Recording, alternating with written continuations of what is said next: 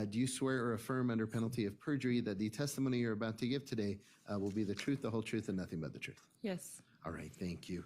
Mr. Praley, you may resume. All right. Thank you, Your Honor. Ma'am, you were asked extensively about incidents where you and Miss Rodriguez were actually apart during the time period after the murder and prior to your arrest, Yes. right? I'm going to approach with what's been marked as People's Exhibit 232, previously shown to defense. 232? All right. Do you recognize that, ma'am? Yes. And what is that? It's a screenshot of Stacy's messages that I screenshotted. Okay. And would that have been on your iCloud, ma'am? yes. And do you see in that metadata on the right side of that it deals with October 22nd, 2021? Yes. Is it fair and accurate? Yes. Do you recognize what's in it? Yes. And can you just generally describe what it is? She's at my kids' dad's house. She took a picture of it. I could see his car and the house. I recognized it. Okay. If we could move to admit and publish 232 at this point? Any objection to 232? No. All right, the court will admit into evidence states 232, and you may publish at your discretion. All right, ma'am. Up at the top, we see that it says Stacy. Yes. Who's that referring to? Stacy. Okay. That was her contact in my phone. Okay. Is that the defendant? Yes. And then what does it say, ma'am, to the best of your ability to read it? It says, Hosanna, please. And then it says, answer or is Javi. And then she says, I'm telling you right now, it's me or Javi's going to do with it. I think she meant deal with it. She's like, so where are you at? Speculation. I'll sustain the objection. Ms. Varela, if you'll just read what's on there. Okay. And then it says, so WYA, What does that stand for? where are you at? Okay.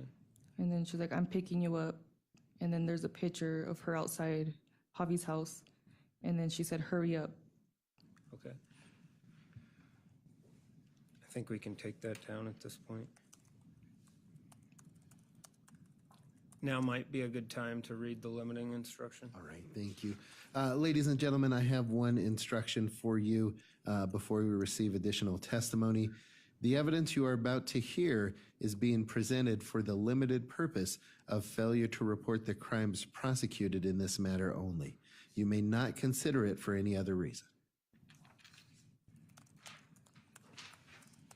All right, Mr. Perelia, go ahead and continue. All right. Ma'am, to be clear, when you initially testified, you had discussed being scared Yes. of telling the police or anything like that. Yes. And you were cross-examined as to that. And now, ultimately, you're able to provide a basis of your fear. Is that fair to say? Right. In your proffer interview on June 8th, 2022, do you recall stating a variety of assaults that had occurred to you? Yes. Okay. And a variety of injuries that had happened to you at the hands of Stacy? Yes. To your lips, to your face, to your eye? Yes. Dealing with the Kayleen Objection aspect? leading. I'll allow this question to sort of frame the witness as to the topic, but Mr. Perelia, once you have that so framed, I'd ask that you mind the manner of your questions. I understand. For a variety of injuries to lips, face, eyes, others. Yes. Injuries to others of what you had witnessed, for example, Kayleen, Yes. who we've referred to as Isaiah, correct? Yes. Incidents dealing with cars that have been used against you Yes. at the use by the defendant. Yes. And Mr. Perelia, I think the witness is sufficiently oriented as to the topic, so again, just mind the manner of your questioning. Okay. Did you also tell Detective Burrows about an incident dealing with a knife that was put to you? Yes.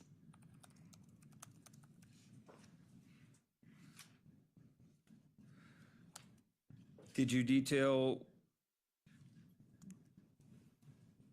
the time period of when your first fight happened to it continuing after the assault? Yes.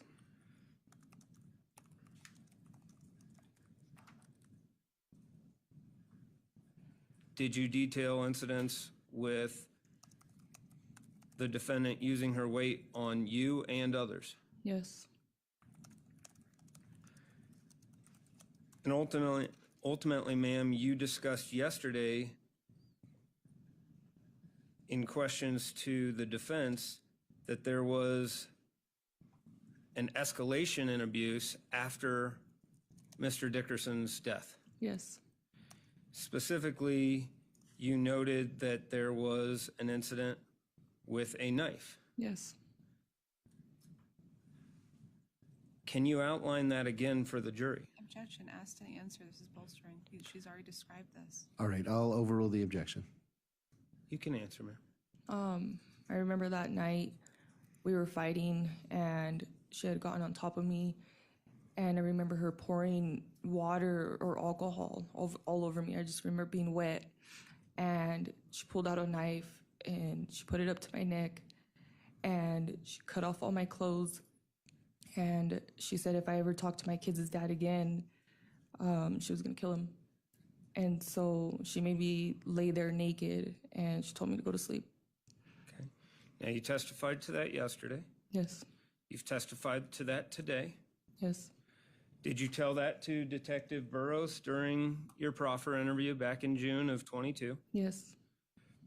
Did you also write about it in your phone? Yes.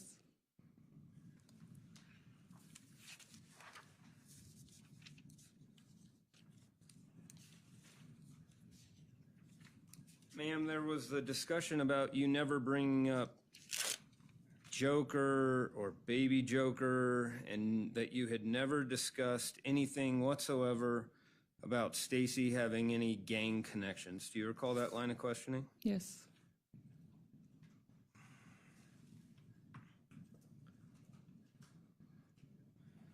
Do you recall an incident during the proffer interview where you were discussing that after the homicide, you had heard Stacy talking on the phone where she was whispering and you weren't certain who she was talking to or what she was talking about? Yes. And do you recall saying, throughout our relationship, she was associated with these people, I don't know, like her gang she was associated with? Yes. All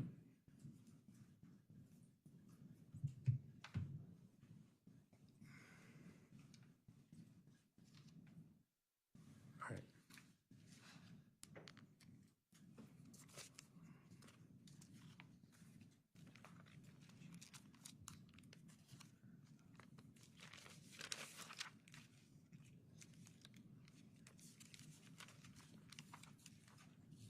If I can now approach with what's been conditionally admitted as 212, which is 3 pages.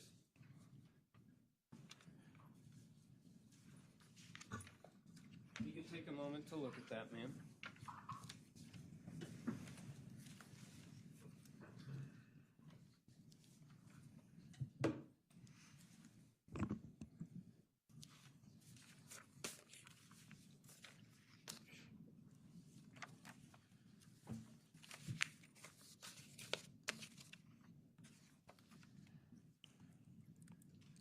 Do you recognize that, ma'am? Yes. And what is it? They're my notes that I had put in my phone. Okay. Are they fair and accurate to the best of your knowledge? Yes. Your Honor, at this time, I'd move to formally admit 212 with permission to publish. All right, and Ms. Devereaux, considering all previous objections maintained, is there anything additional as to 212? Nothing additional, thank you. All right, thank you. I will admit into evidence states 212, and you may publish at your discretion. All right. Hopefully we can zoom in. Well,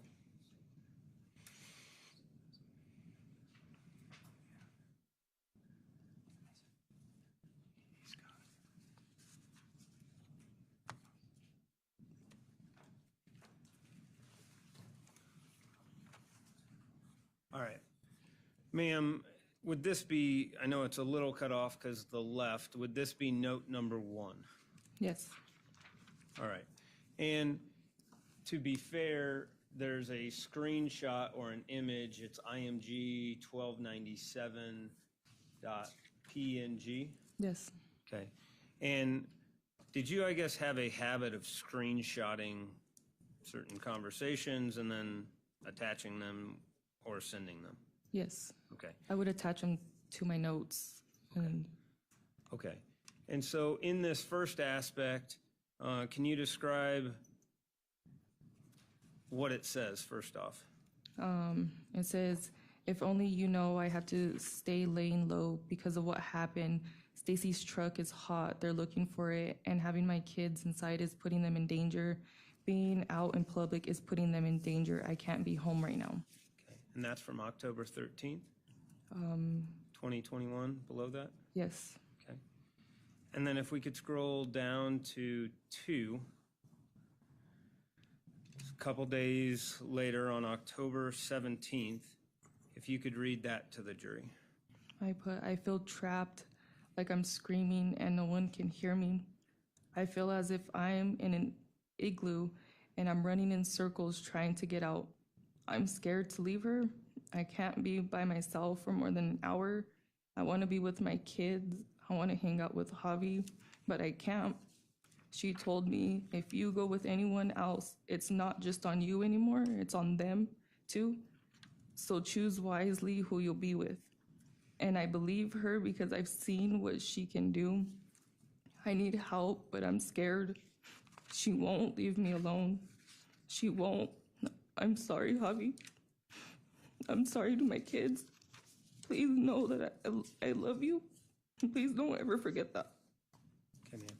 A few clarifying questions about this. You had specifically put that she told me, and then you quote, who is she? Stacy. Okay. And then you said, if you go with anyone else, it's not just on you anymore, it on them too, so choose wisely who you'll be with, end quote. And then the part after that, you said, and I believe her because I've seen what she can do. In the body of this, it's stating that this is from October 17th, 2021. Yes. So that would be exactly 2 weeks after this homicide. Yes. The homicide you witnessed. Yes. When you describe that you've seen what she can do, Yes. what are you referring to? I was there when she killed him. Okay. Scrolling down to October 3rd, is that fair that you just write that in the body, but there's not actually something attached at that point, like you had started it? Right. Okay. If we could scroll down to 4.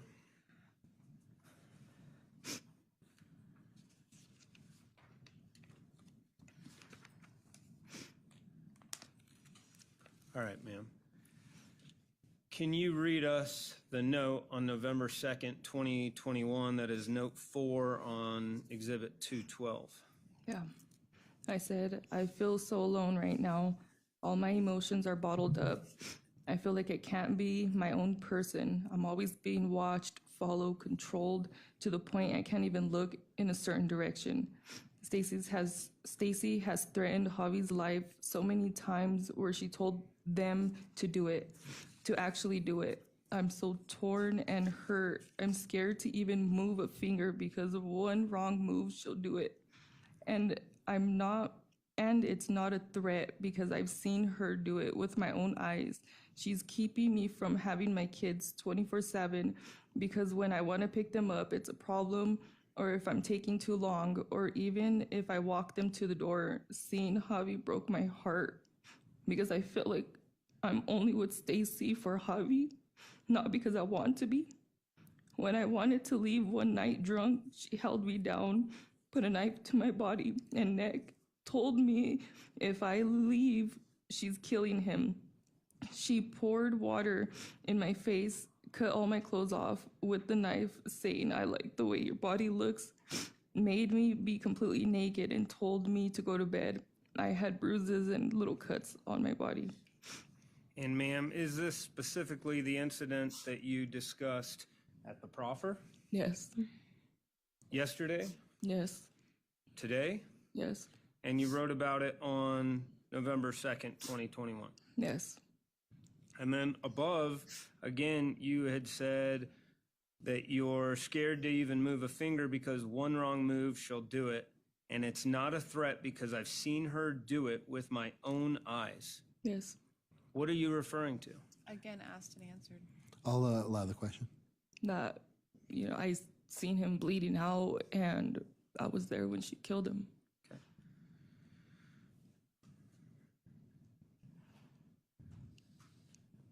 All right. And then note 5. This is a long one, is it fair to say? Yeah. If you can begin reading it for the jury. I said, I was living good. I was 21 years old with 3 beautiful children, together with my high school sweetheart for 8 years. We've been living on our own since 18 years old. We both had nice cars, good jobs, but the last 8 months of our relationship started June 2020. I started to distance myself from us. I wasn't feeling loved. I was crying every night. I was preparing myself to leave. Then in February 2021, I cheated on him with Stacy. We got into it and cops were called. A whole world flipped upside down. Having to learn how to live with 3 kids on my own and working at JBS nights was rough. Learning to live without someone you've been with for 8 years was something else. I met Stacy at JBS, and she made me feel like I was the most beautiful girl out there. She did everything that was missing from Javi. She started to stay with me every night after Javi and I separated. Leaving a healthy 8-year relationship, February 2021, remembering childhood trauma, learning how to heal from that, getting physical with Stacy, chasing me with her car, spitting in my face, on top of me and couldn't leave, hitting me with her car, fucked up my face to the point I couldn't even see from my eye. Lost my job April of 2021, fell into a deep depression, started to do coke 4 times a week and drink a lot on the weekdays. I would go days without eating and just drinking my pain away. Tried to end my life a couple of times by taking pills and drinking. Started to harm my body to cope with everything. It says July. In August, I lost my apartment and became homeless. Was staying at my grandma's house here and there. Mid-August, I walked in with my aunt touching my daughter while she was asleep. In September, lost my car. At this point, I was done. Tried to end my life again. I literally felt like I had nothing.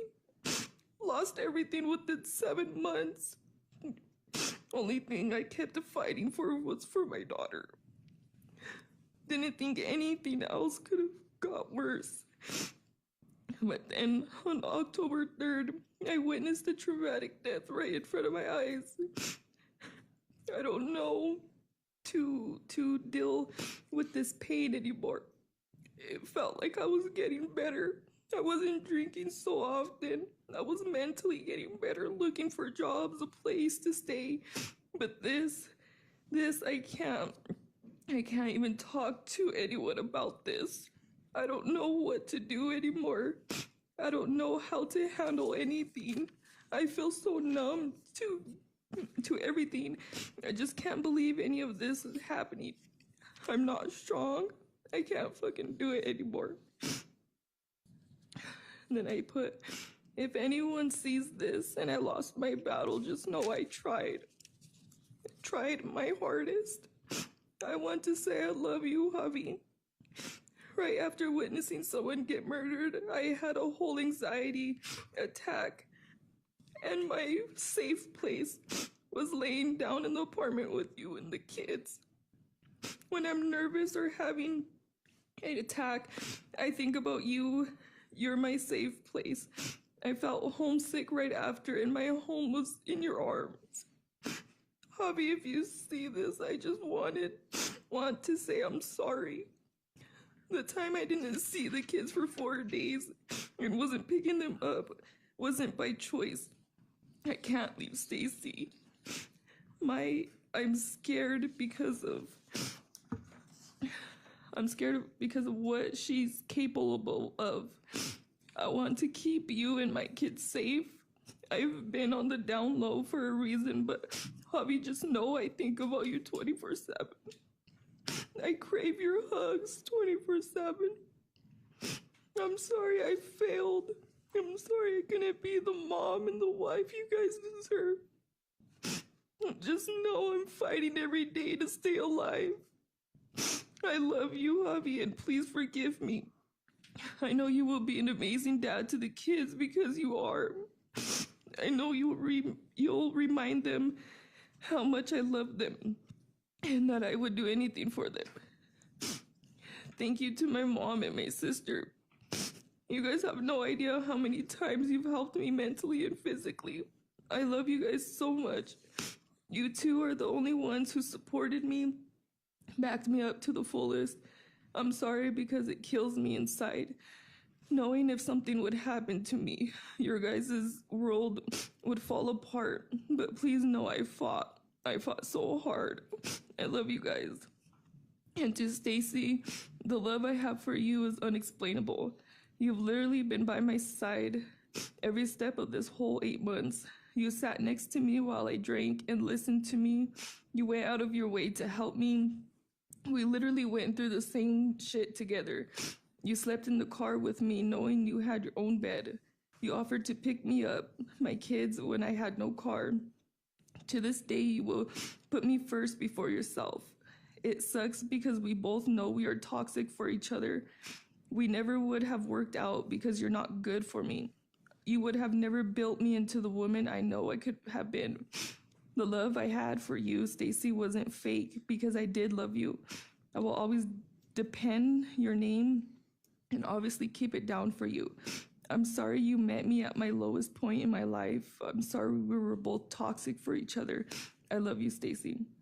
And last, to my babies, I am so sorry mommy failed you guys. Please, please, please don't ever forget that I love you. Mommy fought hard to be the best for you guys. Your hugs, your kisses is what kept me going. Please don't ever blame this on you guys because you guys were my everything. Literally my world. I love you, DeAndre, Jasmine, and Anai. I will always be with you guys. Mommy loves you so much, my babies.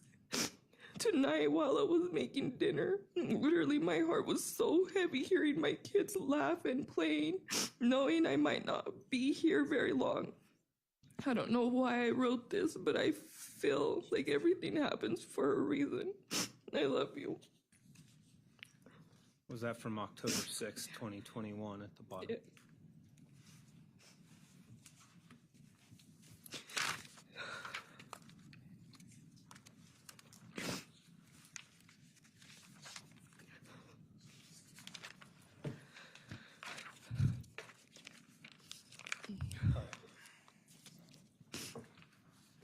One last thing, ma'am. There was a lot of discussion yesterday in your cross-examination about where these notes came from, if they were written by the defendant, all those things. Remember that? Yes. Okay. I'm going to come back to you with 220. And is it fair to say there are 6 pages on this? Yes. And I want to go through some of that. Ultimately, you provided these notes as well as the note to Flood to your attorneys. Fair? Yes. And I'm handing you what's 204. As to 220, instead of passing it around to each person, Your Honor, we have taken photographs of 220 by the pages so that we could go through it. I will direct her on that. I just want to make sure that's clear so that we're not passing that, and then we can formally admit the pictures of it after. That's fine. All right, if we could put up 220 on page 1.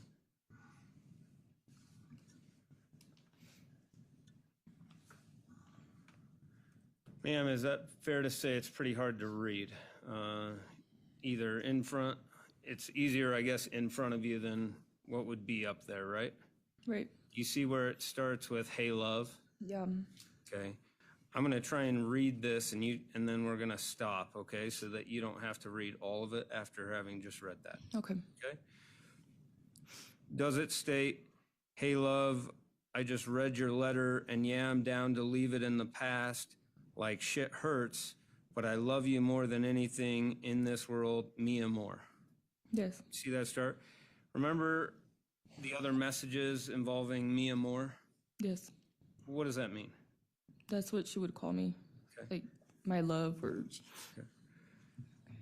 And then it says, you're my whole ass soulmate, fuck this, look like, and on the Fetty Wap. Can you tell me what that means? Fetty Wap. She just used that term. Okay. And then it says, I will always keep my promise.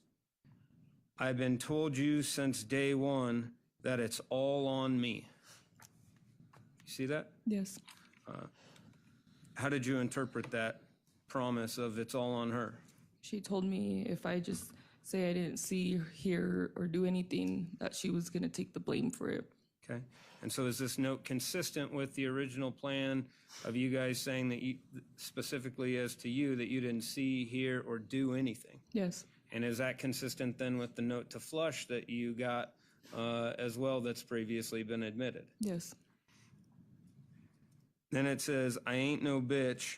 I know all the shit that's under my belt, mamas. Yes. Yeah.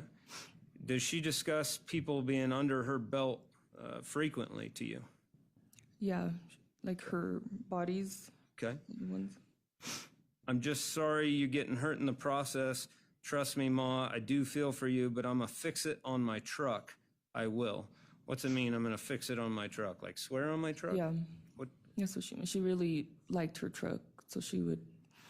Okay. Are we dealing with the Chevy Tahoe? Is that what's considered the truck? Yes. And is that the vehicle that we saw, I guess, in the arrest video that was published to you? Yes. Okay. You're my only worry during this. IDGAF about nothing else, even me. Help us out. What's IDGAF?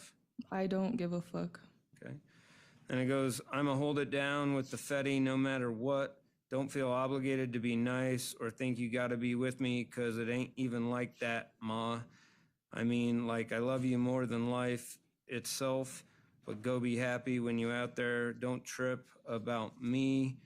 I'll be cool. You know I'm down for my shit, but anyways, don't worry about it. I give you my word, mamas. Yes. And then is it fair to say in that letter that it changes towards you? Yes. The next portion says, tell me why I'm so disappointed in the bitch you picked to fuck with. Why? Yes. What are we dealing with there? She was thinking I was with this girl while I was in county. Okay, and then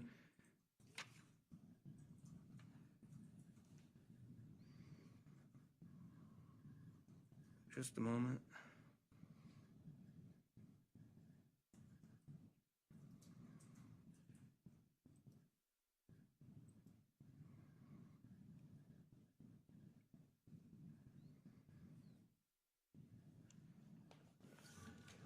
Let me find out.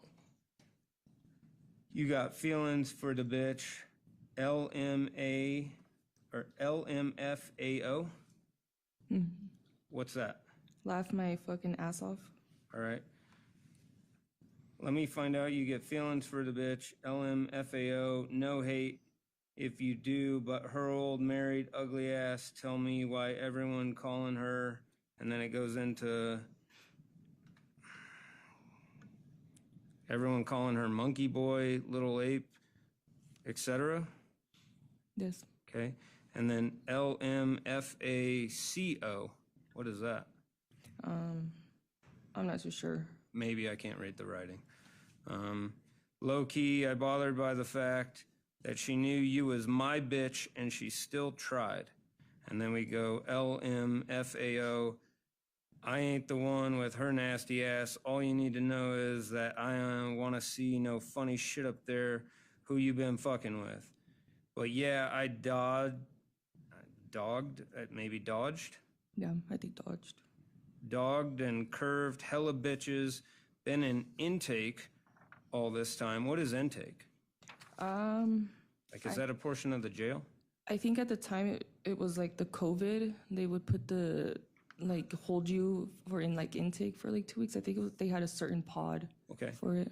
But again, you received this letter in jail, right? Yes. And this is dealing about being in intake, and it's your belief that intake is part of the Weld County Jail. Yes. Okay.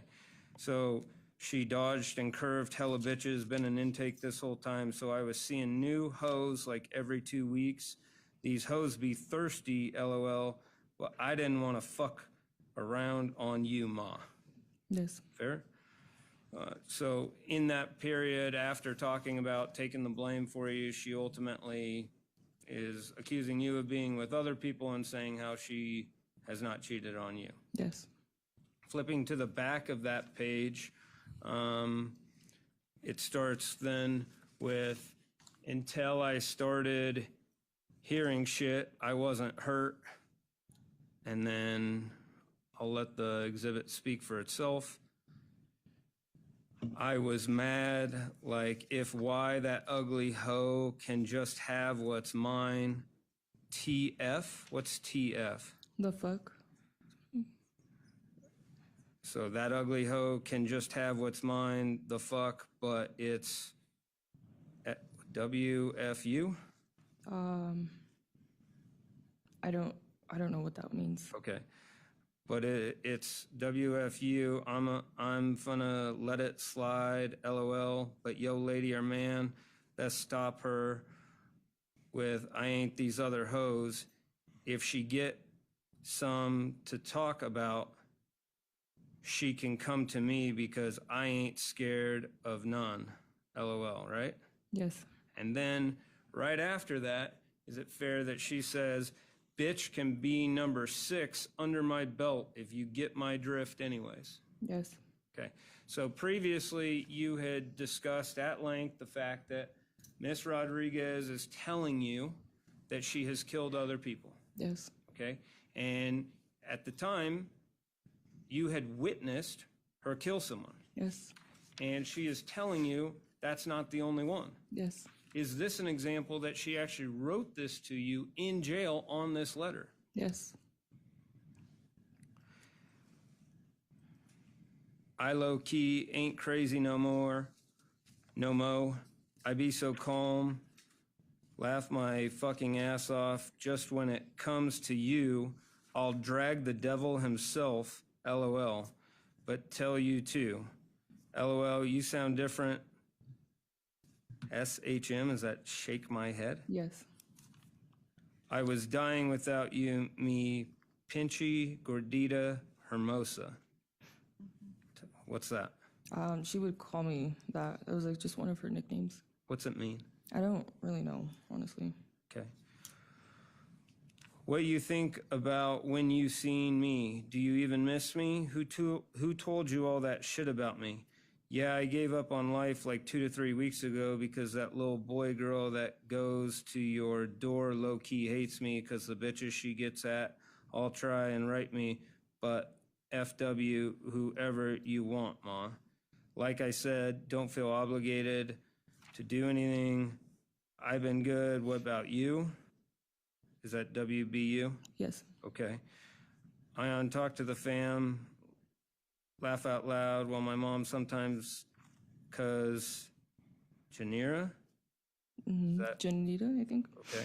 But money for the phone, I guess Victoria told her, I'm not going to read the next portion, what me and her did. So I'm assuming the low key hate me. But when I talk to my mom, all she says is for me to tend them. She needs her car back and that she's going to die.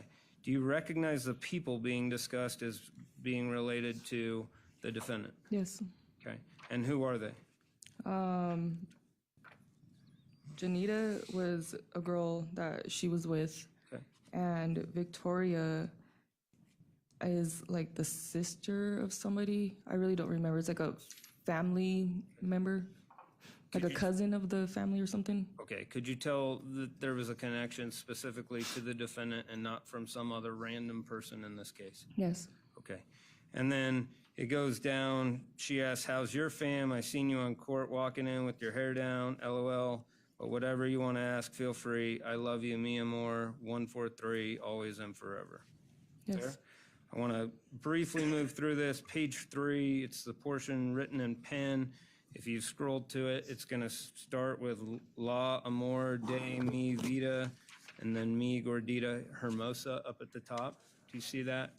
There's also a portion that would be blacked out. Do you see that? You'll have to unfold it, ma'am. Yeah. You're on the page? Okay.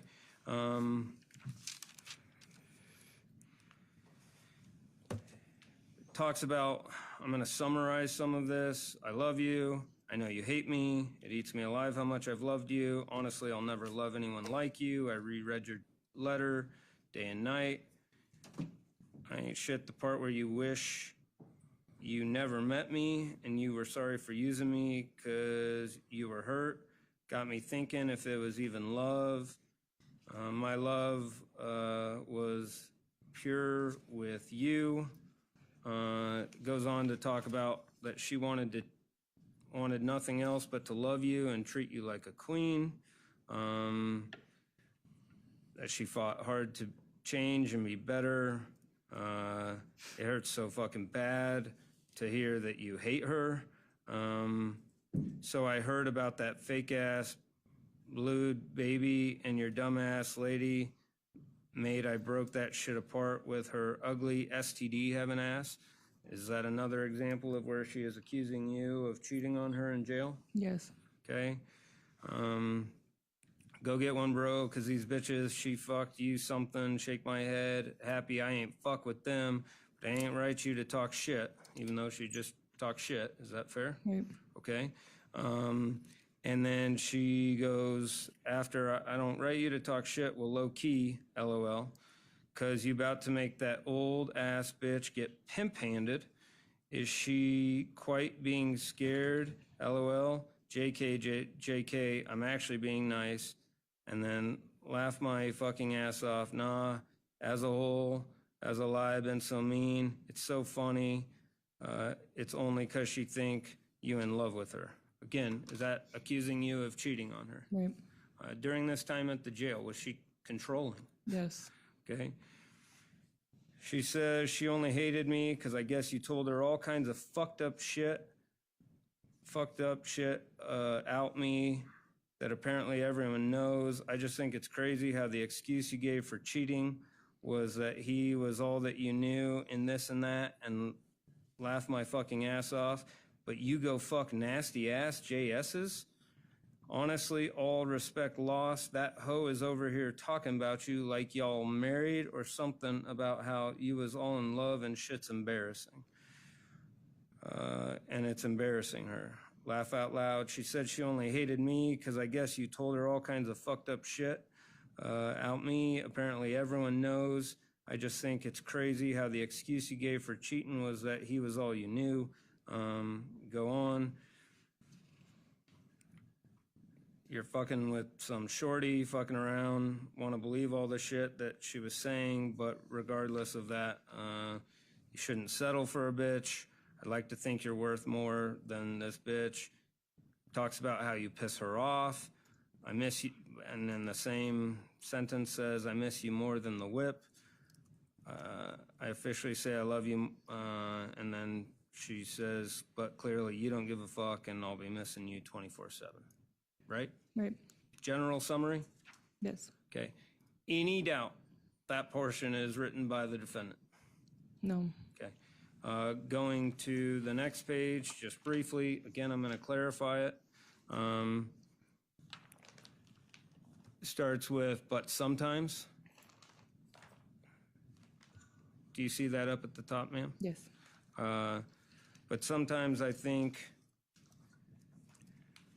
that you don't remember who I was when I looked into your eyes. I seen no more love, like it was just nothing. Hearing your voice felt so good.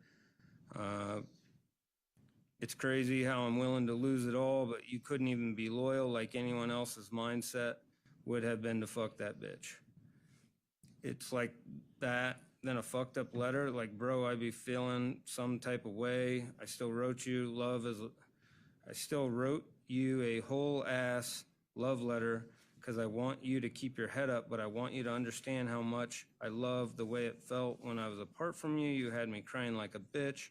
I felt like my whole life was ripped apart from me, not even my own mom get that kind of hold on me. You're the love of my life, dude. I was supposed to be with you forever. You was supposed to love me like I love you. All I want is you through all this bullshit, right? Right. So she's saying in this letter that all she wants you to do is be done with this Right. or through it, Yeah. okay? Is you through all this bullshit. All I want is you to be happy, and if that means I got to deal with Fetty, then fuck it, because for you, baby, hell and back, thick and thin, all day, no matter what, even though you a stupid bitch, laugh my fucking ass off. I love your stupid ass, ma. Tell that bitch, and then the N-word, right? Right. Okay. And then it says, then does it start talking, I guess, bad about Javi? Yes. Okay. And does it say, I still hate him, LOL. I checked this out. No matter if you see it or not, you will one day, that N-word will never love you like I do. I'm crazy, but when it comes to you, I'll drop anything and anyone, blood or not. Yeah? Yes. Every single one of them, MFS, love. You're the only reason my heart is still pumping. Without you, see no point in anything. You're my weakness and my strength all in one. I just wish you realized how much I love you. Right? Right. And then does it go on specifically to deal with the fact that it says, I fought so hard to be the only one for you. I got my mama over here crying, saying I chose you over her, that I chose you over my whole fam, and TBH, I don't regret it at all. This love I got for you is out of this world, bro. The promises I made when I gave you that ring, I plan on sticking to my word. Okay? Yeah. Were there relationship dynamics involving each of your families liking the other person and this relationship? Like my family, like our families not liking each other, Or just you guys being together? I mean, here we have the aspect of that she chose you over her family. right. Yeah. Was that conversations that you guys were having at that time? Yes. Does this further confirm that this letter was written by the defendant? Yes. Okay. And then as this portion on this page 4, it deals with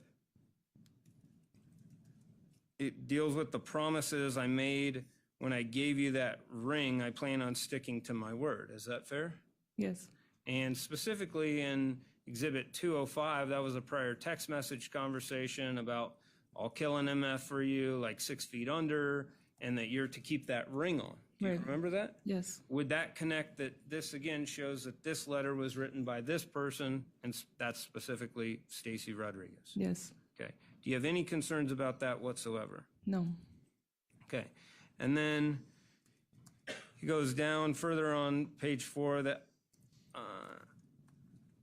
I'll always love you no matter what, because the promise, it's real love. It doesn't go away like that. You're everything to me. You're like a drug to me. I'm fainting for your ass, dude. I just wish you felt the same way about me. I feel like it was nothing for you not to be around me while I'm over here losing my mind, and I still miss being laid up with your fine ass, baby. I love it. It hurts to hear all the fucked up shit about me, like why you gotta go and say some shit like that. I'm over here willing to keep Fetty and all this shit his ugly ass comes with. Do you realize all he comes with? Diapers, bottles, wipes, literally. Can you describe what's being talked about there? I believe she's talking about Christopher. Okay, Objection, speculation. okay, All right, I'll sustain that objection and strike the witness's answer. okay. And in terms of the aspects of what had previously occurred, doing anything for you, again, these notes would have happened after your arrest, fair? Right. And then in terms of the diapers, bottles, wipes, literally all that, and picking one versus the other, would you have kids in diapers at this time? I did have a daughter in diapers. Okay. And so in aspects of your relationship with Javi, was that always a point of contention in the previous aspect? Yes. Okay. Moving to page 5 just briefly, it starts that all the time and money probably for the rest of my life when you know his crybaby ass is both our problem. You see that? Right. Okay. But then it says, but if you keep fucking around and disrespecting my name, I'm assign the rights over to you and see how the fuck you like it. So your family could really have a reason to disrespect my name. Fair? Yes. And specifically it said how TF you like it. How do you interpret TF? The fuck. Okay. I love you more than anything, but don't play me stupid anymore. Show me some respect and loyalty. I'm not asking for your love. I assume you're far from that. But honesty, your actions are making me change my decision. So at this point, I love you enough to set out rules. Don't ever, ever, ever disrespect my motherfucking name again, and respect me enough to not fuck with no one like that. And trust me, I'll find out. When you go back, you gonna cut your fucking side, bitch, lady, ugly ass, dyke, 100% off. Don't sit with the bitch. Don't look at the bitch. Don't breathe around the bitch. Understand?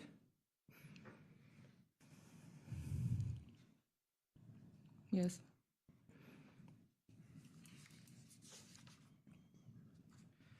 Then it talks about unless she's worth it, and then it says her or your main threes. How many kids do you have? 3. I trust that you'll make the right choice. Throughout this time, did you feel like your family was threatened? Yes.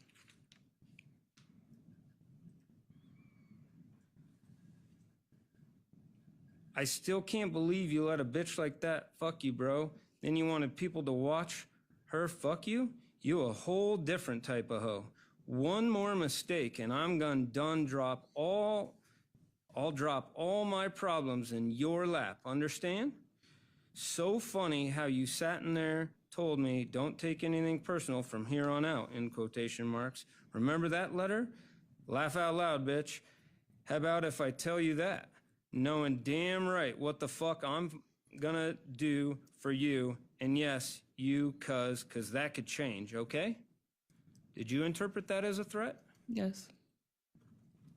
Is there a way not to interpret that as a threat? I don't believe so. And it goes on, how fucking stupid you sound and look. You say that talk shit about me, then go fuck that ugly bitch? You need to learn self-respect.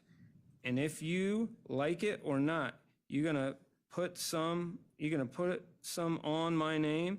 If I love you so much, I really do. But you can't keep doing this cheating, fucking around, talking shit, making me look bad. You did that out there too much, motherfucker. Much in that's gonna change while you sitting in there. But moving on, I hope I've made myself clear. Right. Did she make herself clear? Yes.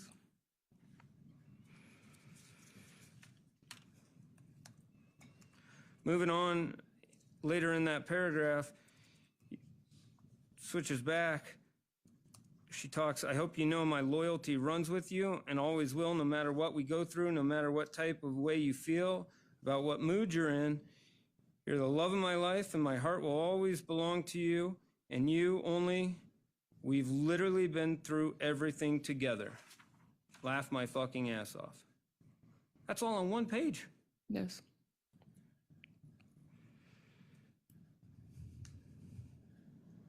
And finally, ma'am, the last page talks about, it starts, when you pull up to human being. You see that, ma'am? Yes. Okay. Drink your coffee, love the fuck out of you, laugh out loud, thank you for all the good memories. Please don't hate in your heart. You're more than that. You're so beautiful in every way. Yeah, we was on some dumb shit with each other, but no matter what, I love how you made me feel. Where are my whole world? You're all I ever think. You ran through my fucking mind. Right? Right. Goes on to say, all day, all MF day, amor. I've been having dreams about you. I hate it when I wake up. I want to stay in them forever. I wish I could be with you forever. All I ever wanted to make you happy. Hopefully someone will. I miss you so much, stupid. I hope you miss me too. Shake my head. And then it transitions. Says, how are you holding up though? I hope well, because I know you not a little. There's no question. I'm just reading the exhibit. That's the problem. All right, that's fine. Mr. Praley, you can continue. And if there's specific things that you're referring to, will you just clarify her where those are located? I will. And then specifically at this point, it says, how you holding up though? I hope well, because I know you not a little bitch. And this female saying you would be on some shit in her room said it was all because I put you through this, or put you through. Is that true? Specifically in that, is it referencing the fact that other people are talking what you have been through because of her? Right. And then she finishes the letter by saying she loves you. You're the best female she's ever had. Is that fair? Yes. And again, do you believe this was written by the defendant? Yes. Now, you had previously referred to the fact that in 204, the note to flush, that specifically referred to what as a name? Baby Joker. And you've testified at length as to Baby Joker. Right. You heard the defense cross you on the fact, well, she just refers to this as Baby or Joker, right? Right. But not both. 204 shows you that on the note to flush. I'm going to object to mischaracterization of questions and evidence. I never asked her about the word Joker. All right, I'll overrule the objection. Ladies and gentlemen, you as the finders of fact in this matter, is it up to you to determine what the evidence has shown in this case? Mr. Praley, go ahead. Is it again your testimony that the defendant referred to herself as Baby Joker as shown by that note? Yes. On this last page, are you there? Yes. Okay, do you see the writing at the very bottom? Yes. What's it say? Baby Joker. If we could zoom in on that. Do you have any other concerns that this was written by the defendant? No.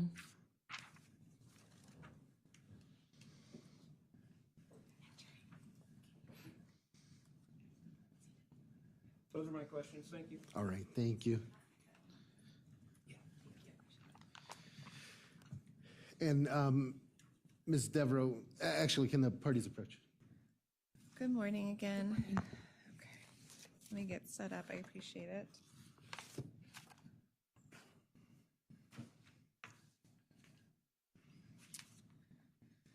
Okay, so I want to start this morning sort of where Mr. Perelia left off. And this note, Mr. Bros, can you zoom back in to where Mr. Perelia had it, please? Let's do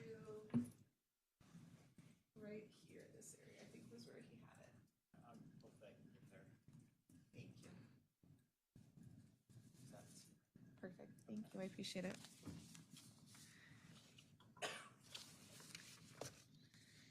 Ma'am, you testified, Mr. Perelia, on redirect regarding these jail letters that you believe to be from Ms. Rodriguez, right? Right. And as we talked about originally, the Weld County Jail does not have like an inmate-to-inmate postal service, right? Right. And so you would have had to get these letters from another inmate, right? Right. And it's actually against the rules to be doing that, right? Right. And with Mr. Perelia, you testified that these letters, and we heard it, threaten your children. Right. Your interpretation of that was, right? Right. Your family. Yes. And as we've seen,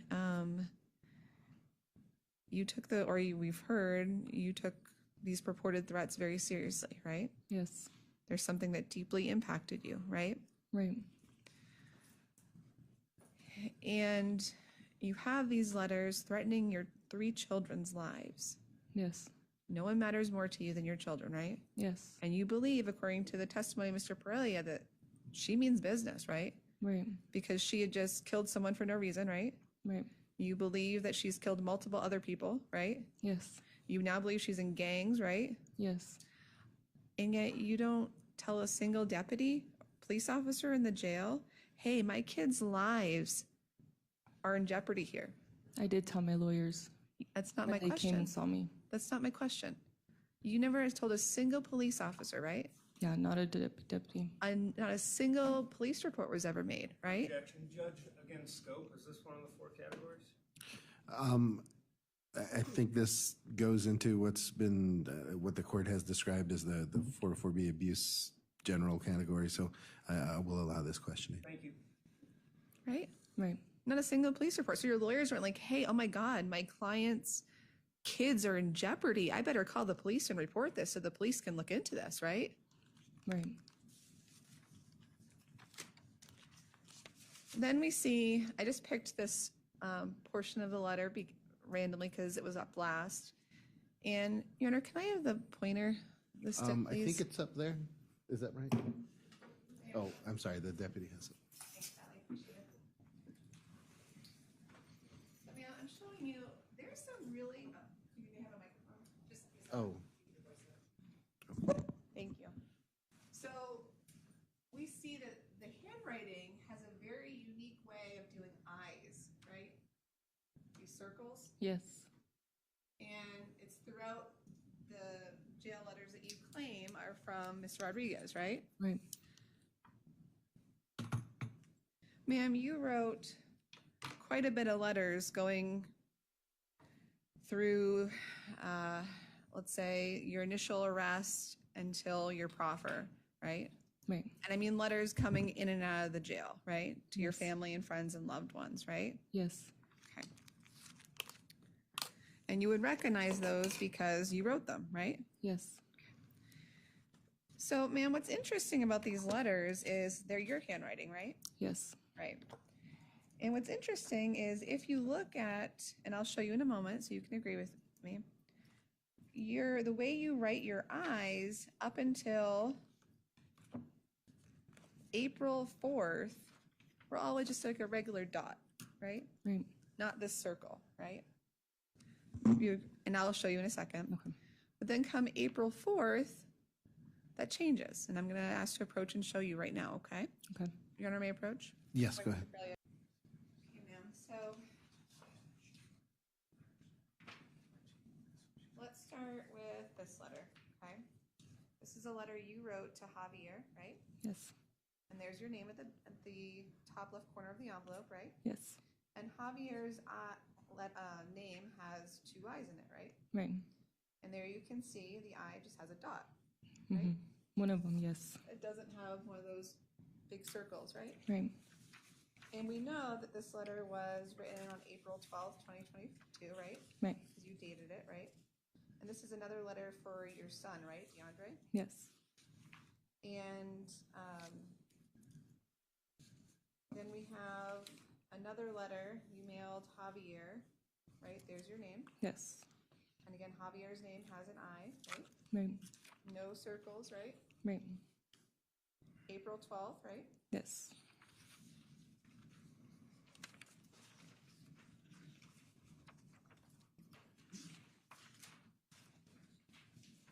Then you wrote your friend Karina Avila a letter, right? Yes. And again, that's your return address and your name. Yes. And Karina's name also has a couple eyes, right? Yes. And the dot for the eye is a big circle, right? Yes. just like those, right? Yes. And the date of that letter is May 29th, 2022. Yes. Wait, can I see that? The slur? Which one? This one?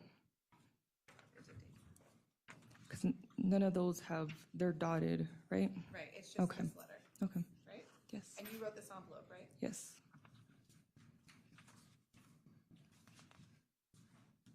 Thank you. Mr. Rose, can you take it now?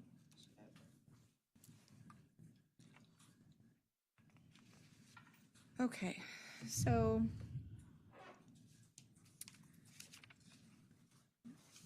I want to start by talking about your testimony yesterday about how the abuse got worse after October 3rd. Okay. Okay, Mr. Dickerson's death. As you spoke about with the prosecution, you went into these specific events with Mr. Burrows during your proffer. Right. And with him, you described an incident that happened back in September with a car. Do you remember that? Yes. An incident where you were using a bathroom in a park in Evans, Yes. and you claimed that Stacy told you to hurry up, Yeah. and that Stacy drove your car onto the grass in the park, Right. and that you described it to Mr. Burrows that in the moment she's driven her car onto the grass and she's yelling at you to hurry up, and you were, quote, just like thinking about your options, right? Right.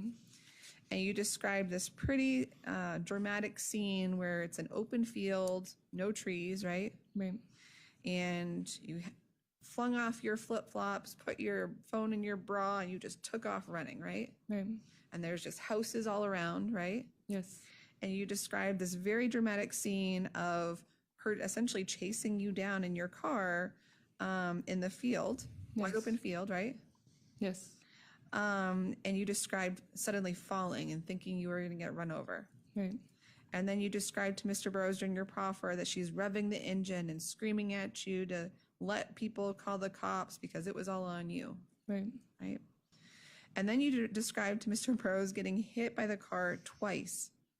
I've gotten hit twice by her, but this one incident was just the one time. Okay. And you told Mr. Burrows specifically, quote, she bumps me with my car and I go flying Yeah. and I twist my ankle. Yeah. And then you dramatically describe her pinning you with your car against another car, right? Against the fence. You described to Mr. Burrows in your proffer, quote, she ends up cornering me with my car and another car that was parked right there. I remember it was against the fence. There was a car parked right there, but when she cornered me, it was up against the fence. Do you recall telling investigator or Detective Burrows back on June 8th, 2022, she ends up cornering me with my car and another car that was parked right there? I believe it. I mean, if I said that, I did, but I remember being like up against the fence. There was a car right there, but Right. it was cornered. And that brings me to my next part, which is you said you were describing trying to figure out how to jump over a fence or jump on a car. Right. So, ma'am, you're telling this jury that after October 3rd, it got worse than that? Yeah. She's never physically pulled a knife out on me and threatened. But you're saying she hit you with a car and you went flying. Yeah. And not one person called the police. None of these other houses that are around this park are like, oh my gosh, this car is driving, chasing this poor woman. They're going to kill her. No one called the police. No. And also you told Mr. Burrows that you even described the headlights being on when this is happening. Yes. And yet not a single police report or call-in was ever made. No. And now there's this like, well, there's multiple cars. I've been hit by a car multiple times, right? And again, not a single police report was ever made by anyone, right? Right. And you testified yesterday that you told this jury, oh, my lawyers just set up the proffer. They didn't do anything else. They just facilitated it, right? Right.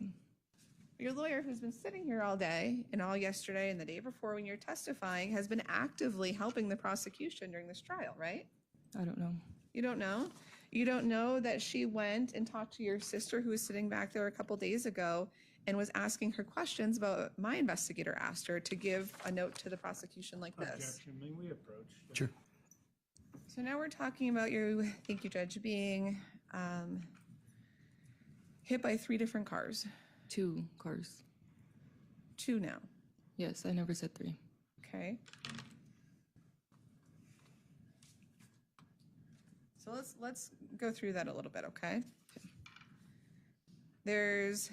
When you described to Mr. Burrows is an incident with a car where Stacy hit you with her car in April around your birthday, Right. right? And you specifically told Mr. Burrows during the proffer, that is, on my birthday, that's when she hit me with the car, period. Not actually hit me, period. She didn't run me over, period. Right. So that's one incident, right? Where you Yes. originally tell Mr. Burrows during this proffer that she hit you with her car, but then you kind of come back on it and just left. So that's one incident, right? Right. Then you describe the incident in September in the field that I'm talking about, right? Yes. And then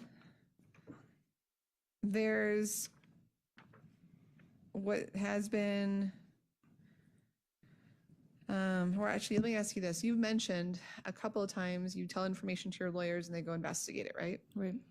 And so then there's this like third incident with a Nissan Altima that your legal team provided the prosecution, right? Objection again, same question.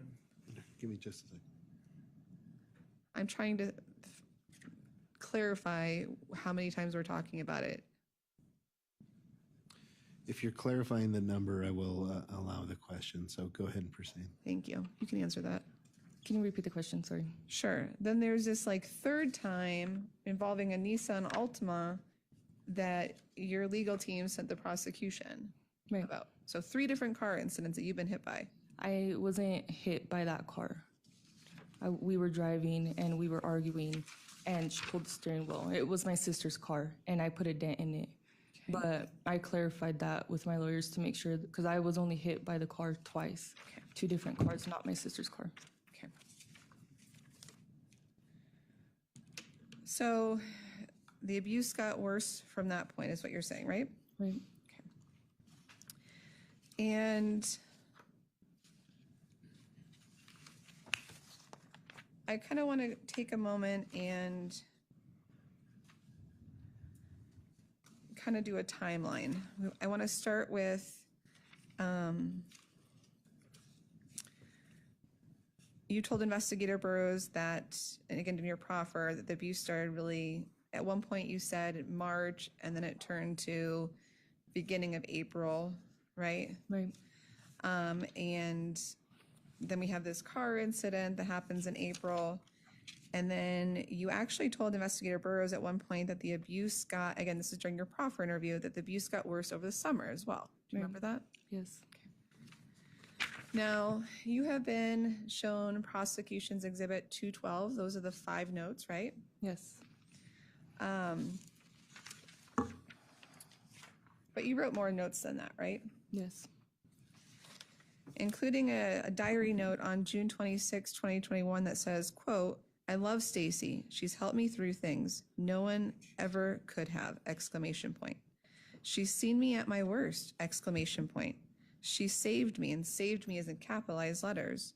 So many times. Objection, can we approach again? Okay, then we can pick up right where we left off. So you wrote on June 26, 2021, quote, she saved me, and saved me is capitalized so many times, exclamation point, exclamation point. She was there when I felt alone, exclamation point, exclamation point. Only her would stay up and actually listen and care, exclamation point, exclamation point. She helped me through so much, exclamation point, right? Right. Then a second note, and this one is dated July 7th, 2021. Again, during the same summer that you told Investigator Burrows during your proffer that the abuse again got worse, right? Right. And this note is interesting because, and I'll show you, because you had actually deleted this note at some point, right? Does that sound familiar? Or you want me to read it first? I don't. No, you can read it first. Okay. The note has a title actually, and it's called Letter to Stacy, July 7th, 2021. And you wrote, quote, I realized you never put me first. I relied on you for a lot of things. In the beginning, you told me, quote, I will get 3 jobs to support you, and you never even paid a single thing. You bought groceries twice.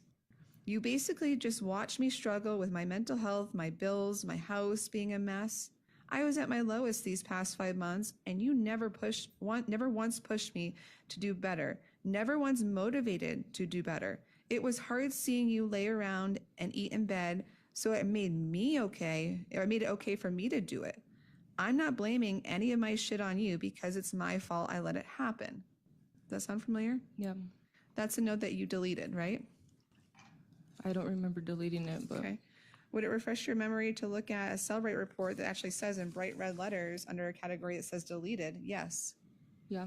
May I approach? Yes, go ahead. Okay, now I'm showing you the Cellbrite report.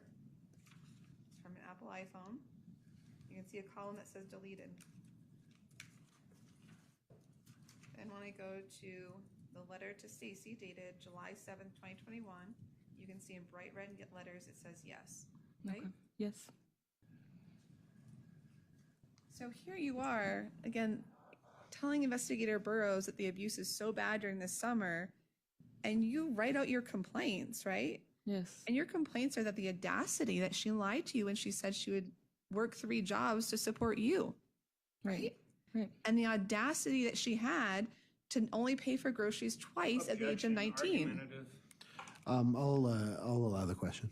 right? Right. How dare she at 19 years old not pay for your things, right? She was living with me. It should have been both of our responsibility at the time. But this is what you were mad at her about in July. In that moment, yes. And you're mad at her that how dare she lay around in bed and eat and make it okay for you to do it. Right. You're blaming her for your choices to sit in bed and eat and gain weight, presumably, right? Right. You're mad at her for the fact that your house is a mess, right? Right. You're mad at her that she's just watching you struggle with your bills and not doing anything about it at 19 years old. Yes. You don't mention a single thing about abuse in any of these notes until October 3rd, right? I don't know.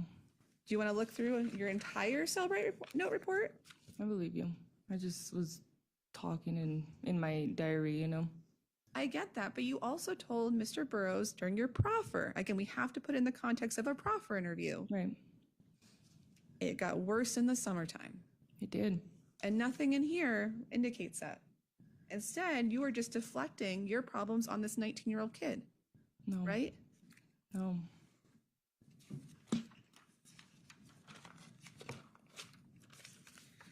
Then Mr. Perelia asked you quite a bit, or we saw the purported text message about Javi, or her waiting outside of Javi's house, right? Right. And you told this jury, and you're again leading everyone to believe that you believed Stacy was going to kill him, right? Right. That she's so crazed that you had the audacity to go to the father of your children's house that night, that she's waiting outside, right? No, that's not what that picture was about. I had left her house and she assumed that I was going straight to Javi's and I was on foot. So that's why she went over there and was saying, come out, and she thought I was there. Again, but the point of Mr. Perelia asking you that, and your answer to this jury was to suggest, correct me if I'm wrong, that she was following you to Javi's, right? No. Okay. And we've also heard a lot of testimony about how she was really jealous about Javi. You testified to the jury that Javi, you were worried about Javi being killed, right? Yes. And that you experienced, I think you actually testified that she couldn't get to you anymore through all these DV violent episodes, so now she's turning to Javi, right? Right. But ma'am, she knew the whole time that you were still being intimate with Javi. I was still in love with him, yeah. Being intimate with him, right? I was like 4 times throughout our relationship, yes. Okay. And at one point, she actually buys you condoms or give you a condom for it. Oh, yeah. Yeah. I'm showing Mr. Perelia what's been marked as Defendant's Exhibit RR and SS. I'm sorry, give me just a second. RR and SS? Yes. All right, go ahead.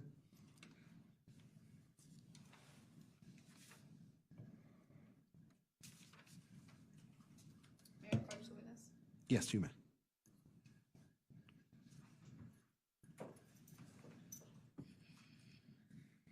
Ma'am, do you recognize what that is? Yeah. What are those? It's a screenshot of Stacy's messages. And you know that because you took that screenshot, right? I see her name, yes.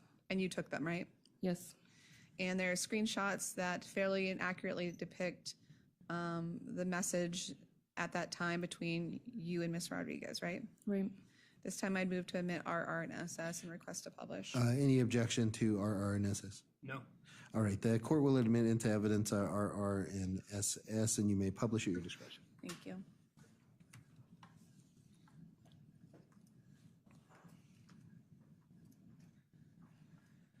Okay, so it should be right over your right shoulder if that's easier.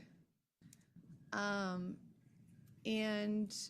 here you were asking her where she's drinking at, right? Yes. And she's like telling you, why are you so worried? You're with someone else, right? Right. And the other person was Javi. Right. And she's telling you, be careful, buy condoms, right? Right. And you say, ew, just seen your snap, have fun, right? Right. Because she was off doing her own thing, right? Yeah, she was with her other girlfriend. Right. And she told you, quote, I put one in your purse, Yeah. meaning a condom, Yes. because she knew you were going to go be intimate with Javi. Yeah, I think she was just being dumb. Okay. She knew you were being intimate with Javi. Yeah. And your response was not, you're dumb. It was, thank you, love. We have some, heart, heart. Yeah. Can we move to the next one, please? Can you take that down? Yes. To be clear, we're publishing something that's not supposed to be up. Can you, okay, it looks like we got that fixed. And her response is, great, exclamation point, right? Right. And she's telling you here, don't be petty. We're just friends, meaning whoever she was out with. Right. Because you were jealous of who she was out with. Right. Even though you were off doing your own thing with Javi and she's supporting it. Right? It looks like she's supporting it, but I know how she was. That's And not- just being, right. Can she get to answer the question? I was stopping talking. Does she get to answer the question or not? That's I all I think- want to know. I think she answered. Ma'am, was your answer complete? Sure. Yeah. Okay. And just so we're clear, she's telling you, you made your choice earlier. Don't give me shit. Right? Right.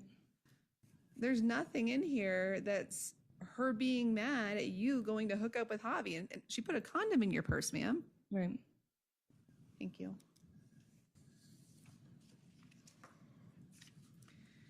So, as we've heard, there's been a lot of discussion about all of these domestic violence incidents, and I kind of want to start in reverse order, and so start in October and work our way back to earlier time periods throughout the relationship, okay? Just to orient you. So again, what I'm going to be going over with you, just to clarify for the jury and you, are all the incidents that you disclosed to Mr. Burrows during your proffer. Okay. Okay. In October, you told Mr. Burrows, the end of October, there was an incident where, as we've seen and heard, you say that she poured water on your face and punched you and took a knife to your throat, right? Right. You told Mr. Burrows specifically that the timing of that incident happened a week before your dad's birthday, right? Right. Your dad's birthday is when? October 25th. 25th, Birthday. right? And again, she's punching you, she has her weight on you, she's cutting cuts all over your body, right? Right. But yet 2 days before then, just 2 days, October 23rd, you two get actually pulled over by the Greeley Police Department, Right. right? During a traffic stop. Yes.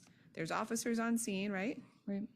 And they don't say, oh my gosh, ma'am, you have injuries all over you. It was 2 days before the incident, right? So you told Investigator Burrows this incident happened a week before your dad's birthday on October 25th. Right.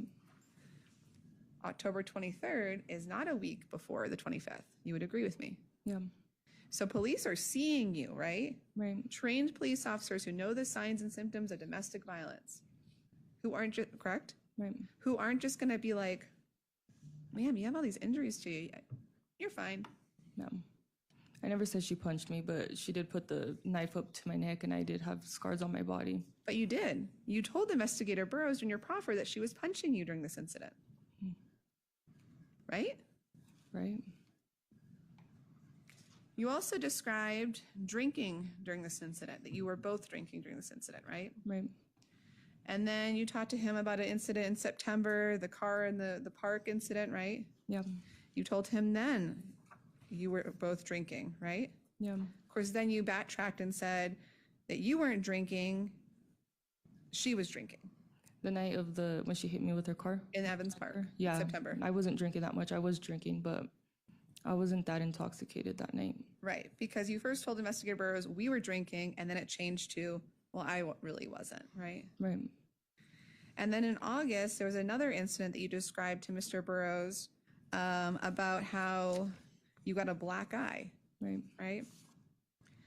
And ma'am, you take a lot of selfies, right? Yeah. Yeah. And you took a selfie on August 17th, 2021, right? Right. And that selfie, it's not like with the Facebook messages, it's a screenshot. Like we actually know when you took that, right? Because of the metadata. Yeah. Would you recognize the selfie that you took in August of 2021? Yeah. Showing the prosecution TT1 and TT2. TT 1 and 2? All right. Yes, sir. Thank you.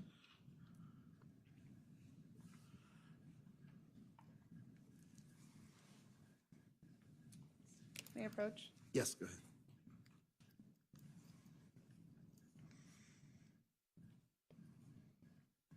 Do you recognize that? Yes. And then TT2, which is on the underneath, is just the metadata. Can you take a look at the data on that, please? Yes. And the metadata for that is all the same, right? Yes. Meaning the created, the modified, and I forgot the third option, but they're all saying August 17th, 2021, right? Right. And that's a fair and accurate depiction of the selfie that you took on that day, right? Right. Request to admit and publish, please. TT1 and 2. Any objection to those exhibits? No.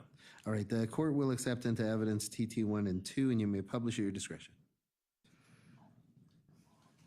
And while that's getting set up, ma'am, the August incident that that we were talking about, where you said you got a black eye, again, you told Investigator Burrows, quote, "I really don't remember. I was drunk." Right.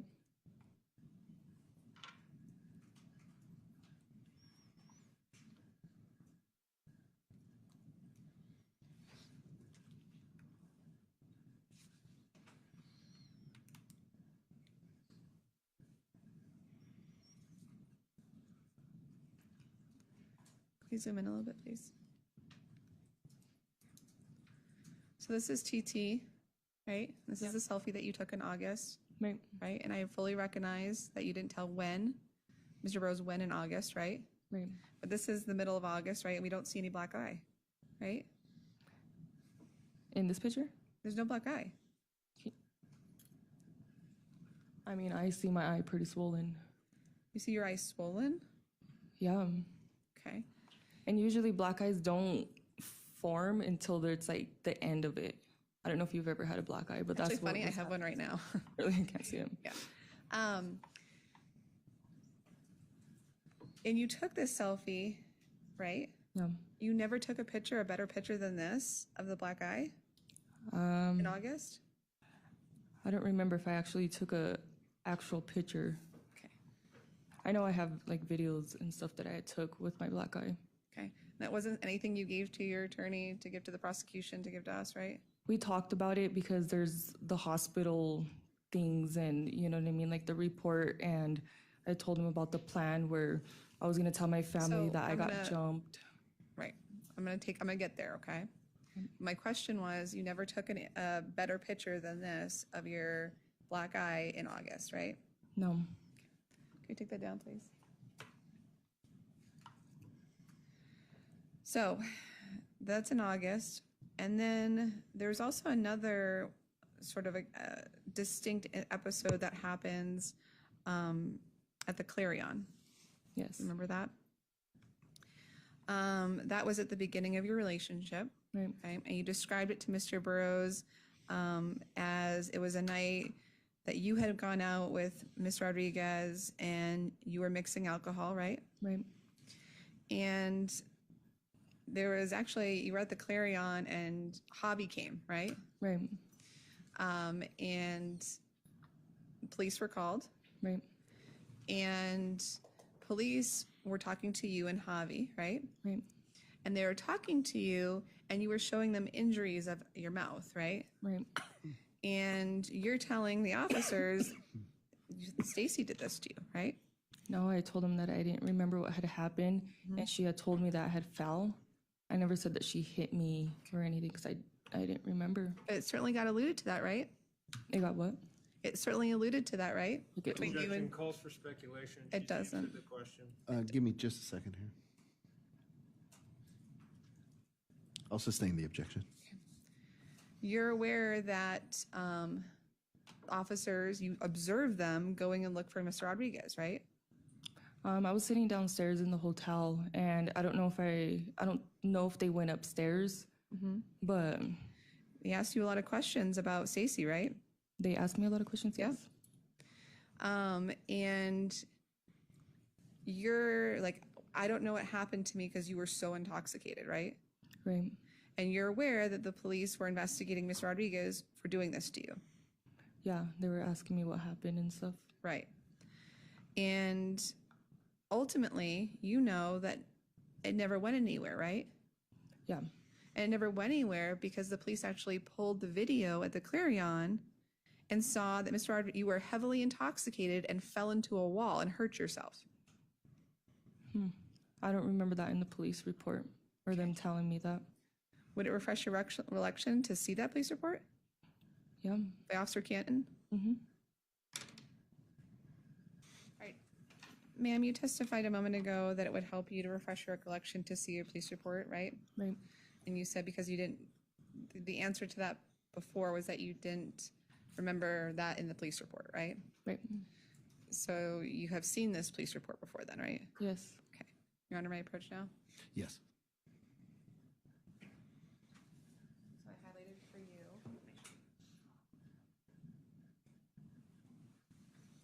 A section right here, if it's easier for you to see. In the Greeley Police Department, February 13th, 2021. And this is the section on fresh recollection.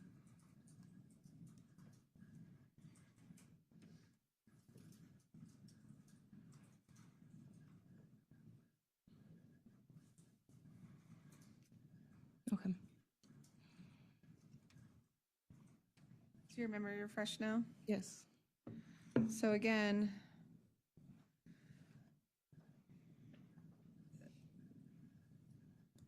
the video, it never went anywhere because the video depicted you being highly intoxicated and stumbling into the hotel Right.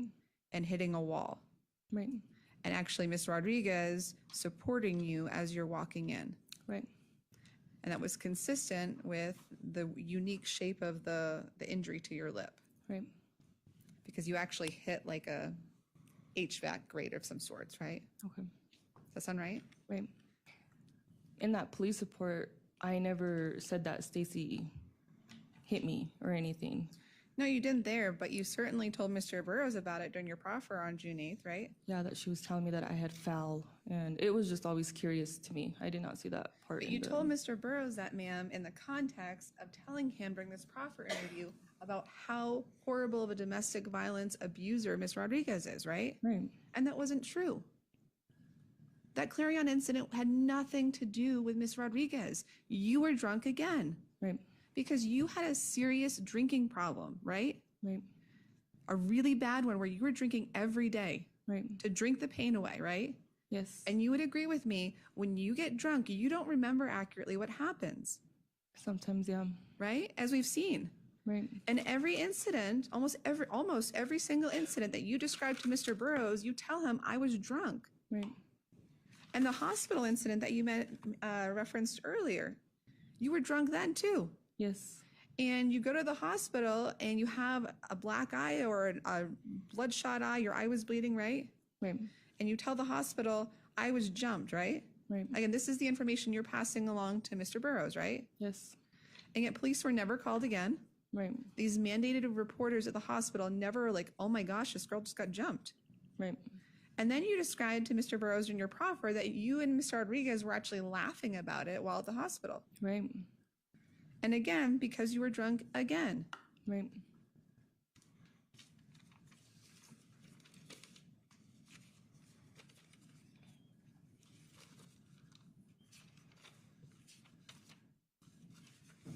Mr. Perelia was talking about the notes, right? Just a moment ago. Yes.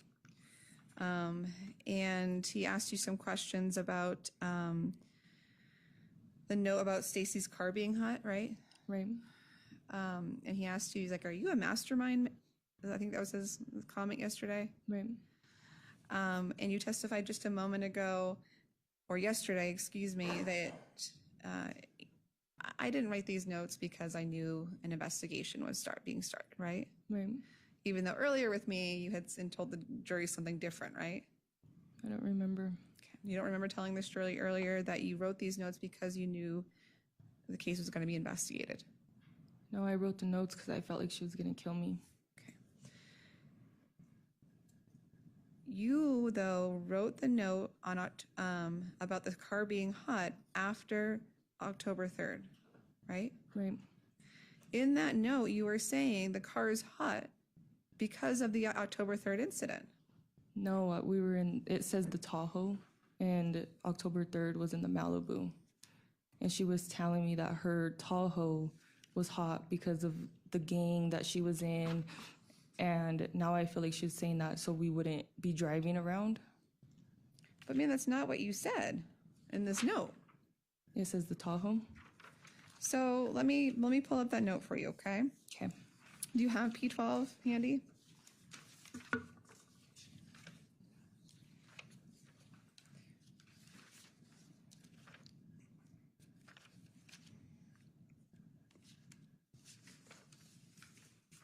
May I read it? Oh, absolutely. I'll ask you some questions. Do you have it up front of you, though? Yes. You wrote, Stacy's truck is hot. They're looking for it, and having my kids in it, putting them in danger. Being out in public is putting them in danger. I can't be home right now. And the sentence even before Stacy is, the Stacy truck is hot sentence is, quote, if you know I have to stay laying low because of what happened. Right. And for when you're talking to Mr. Perelia about it, you were saying that whole what happened having to be low was because of the horrific death you just saw, right? When I talked to him, he clarified Stacy's truck and that she said truck for her Tahoe. Okay. And she was telling me that something happened in her truck and she was in this gang and we can't be riding around in it. None of this you told Mr. Burrows, right? On October 8th, 2022? I don't remember. You didn't certainly bring this up when Mr. Perelia was asking you questions a moment ago about this note, right? He clarified if it was about the Malibu or she would call the Tahoe the truck. But you didn't say, oh, Mr. Perelia, that's actually nothing to do about this case. No, I did not say that. This is actually about this gang incident that I can't really give you any details about, but this is nothing. You didn't clarify that with him. I guess not, yeah. You were just leading this jury to believe that this was about Mr. Dickerson's death and it had nothing to do with it. Is that what you're saying? Well, I'm sorry, I didn't mean to lead you guys to thinking this was part of October 3rd. Okay. Because if it was involving October 3rd, then this would be proof that when you wrote these notes, you knew that the police were looking into you guys. Yeah, if it was about... Yeah. And if I was talking about the Malibu. So, right? of course, it has to change now, right? I'm just telling the truth, ma'am. Yeah. Mr. Perelia also asked you some questions about all these alleged acts of domestic violence between Ms. Rodriguez and yourself, because it shows, as the court read, why you didn't call the police, right? Right. And you're leading the jury to believe that you were this domestic violence victim. You were afraid you were going to get killed. You were afraid that Hobby was going to be killed, right? Right. But Mr. Burrows specifically asked you during your proffer on June 8th whether or not you and Miss Rodriguez ever discussed or coming up with a story to tell, or whether or not anything doing about October 3rd was discussed between the two of you, right? Right. His exact words were, quote, did you guys ever talk about it? Did you guys ever talk about it? If you were contacted about, were you instructed, or did you guys come up with a story to tell, or was that ever discussed or not? And your answer was, quote, not really. No, I never really asked her anything much about it. Right. You didn't tell Mr. Burrows in that moment to that question, you know what? She told me to keep my mouth shut or else she's going to kill me. Right? Yeah, she never threatened to kill me, but yeah.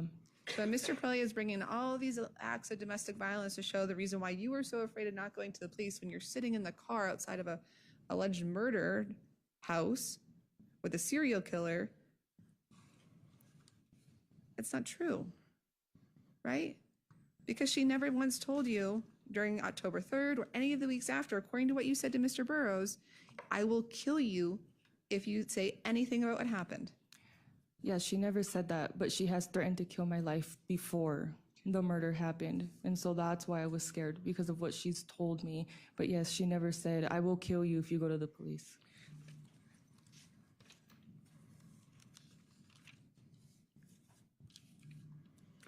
And also about this concept of calling the police.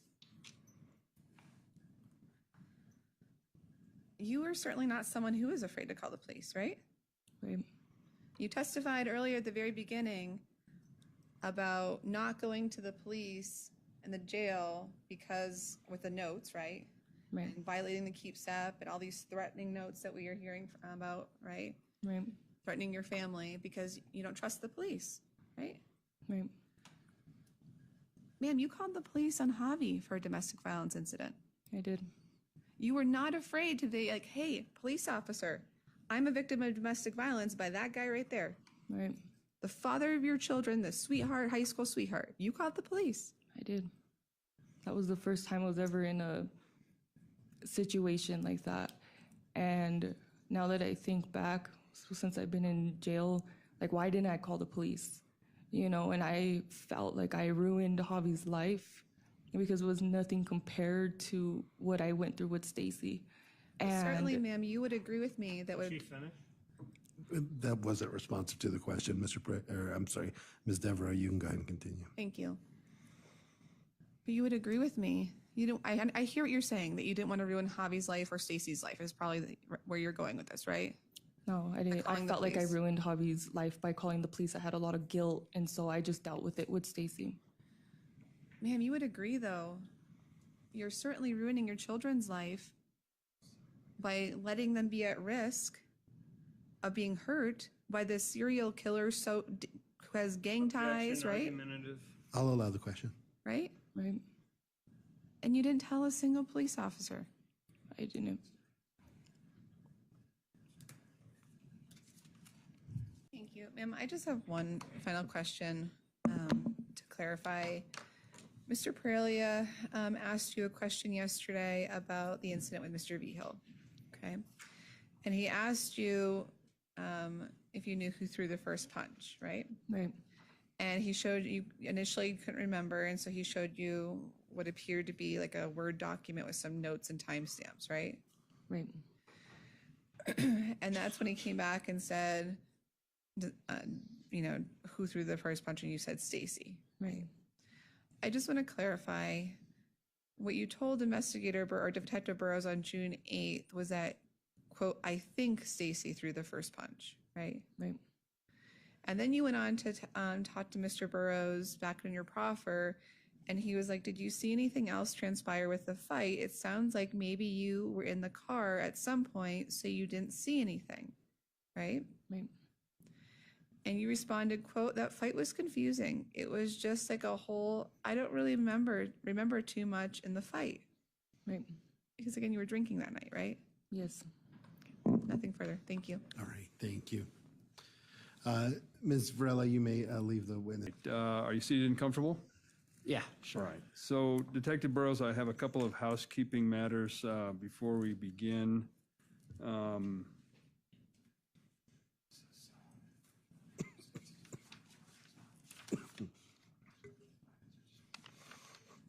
going to hand you People's 4A through 4D.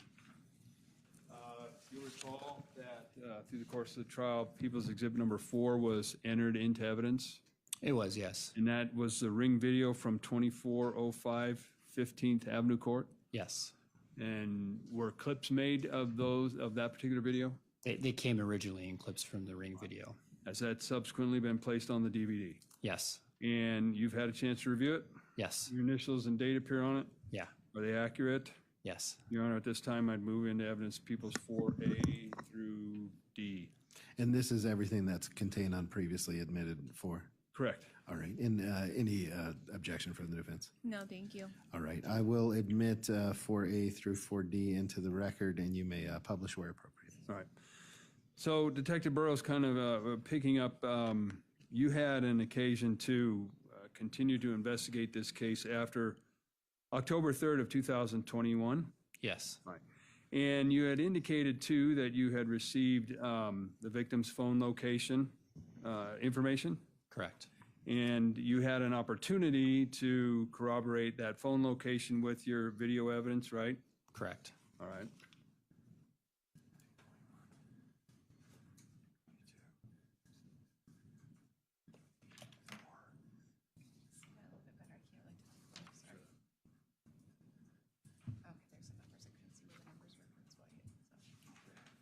I'm going to hand you what's been marked as people 221, 222, 224, 225. Can you briefly describe what those are? Yeah, 221 is when Christopher's phone initially left the house at about 11:56 p.m. on October 2nd. 222 is when he, I believe he parks just north of 477 Distilling. That's his phone location, I should say. And then 224 is when Christopher's phone shows up at Cubetta's in the downtown area. And then 225 is when Christopher's phone goes to Roasties. Do those appear to be accurate depictions of that location information? Yes. Your Honor, at this time, I'd move into evidence People's 221, Any objection to 221? No. 222. And Ms. Devereaux, is there any objection either? Are you doing all four at this time, Mr. McCormick? Yes, sir. Any objection to any of those exhibits? No. All right. I will admit 221, 222, 224, and 225 into the record, and you may publish where appropriate. All right, thank you. So in regards to your continued investigation in this case, I want to turn your attention to October 16th, 2021. You recall you had indicated that there were ALPR trailers in the particular area. Do you remember that? Yes. Now, during the or post this fire investigation, were those trailers or was a trailer moved? Yeah, we after the incident on October 3rd, the homicide and the arson, we moved the mobile license plate trailer. It's mobile to approximately the 1700 block of 25th Street. So it would be west of Christopher's location or the residence. And was there any particular reason why it was moved a little closer to the victim's residence? In hopes that maybe the suspects would return to the scene. All right. And were you or was somebody reviewing that information on a regular basis? I was, yes. Okay. And on October 16th, 2021, did you notice the Chevy Malibu that you've testified to previously? Yes, I did. And do you remember what direction it was traveling? So it was traveling east on 25th Street and approximately the 1700 block. At that point, I believed it was potentially heading towards Christopher's residence or in the general area. So based upon that particular information, did you go back to the area of the 2400 block 15th Court Avenue? Yes, we did. And what was the purpose of going back there? We were looking for video surveillance from that morning to see if the Malibu actually did indeed go back to the house. All right, and were you able to determine if it had? Yes, I was. All right, if we could have published, please, 133. All right, go ahead. So to be clear, can you tell us what we're looking at here? Yeah, let me get the. So unfortunately, on this day, normally there's a map here, but for whatever reason, our GPS went down. But typically that's where it would display. But I know that we put it in the 1700 block of 25th Street. So this is the license plate of the Malibu. I know that to be Miguel Rodriguez's Malibu, Stacy's brother. Then there's a date of 10/16/2021. And then right here is the time at 7:46 a.m. And then there's a picture of the Malibu. So I was able to also look at the picture of the vehicle and confirm that it was also that silver Malibu too. And I'm sorry, I might have missed it. What time did the Malibu, or is there an approximate time that it went through that? Yeah, 7:46, 21 a.m. All right. Now you had that information. Did you go back to those, some of the neighbors to see if there was any type of video surveillance available? Yes, we obtained video. And do you remember obtaining video from 2406 15th Avenue Court? Yes. And if we could publish 3G right now, please. All right, go ahead. And this is Christopher's residence at the top of the screen. This is and you'll see the Malibu entering the frame right here. And then it ends up doing kind of a long circle or U-turn and pulls briefly in front of Christopher's residence. Again, the same characteristics of that Malibu.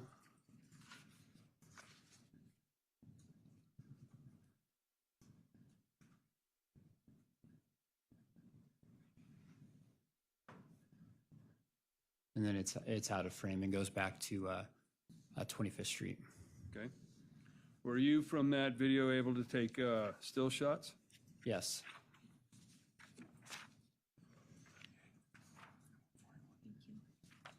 I'm going to hand you what is Marcus Peoples 138 and 141. Ask you to take a look at those for a moment, please.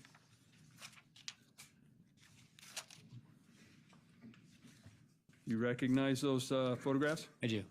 Are those photographs or still shots, if you will, from that video we just observed? They are, yes. Do they appear to be accurate in their depiction? Yes. Judge, at this time, we'd move into evidence Peoples 138 and 141. Any objection to those exhibits?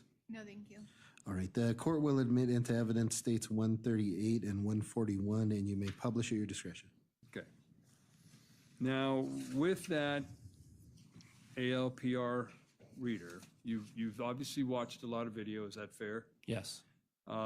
You've observed this ALPR reader, Yes. the vehicles that were captured off of it, Yes. the individuals that were driving it, If you can make it out in the picture, yes. okay?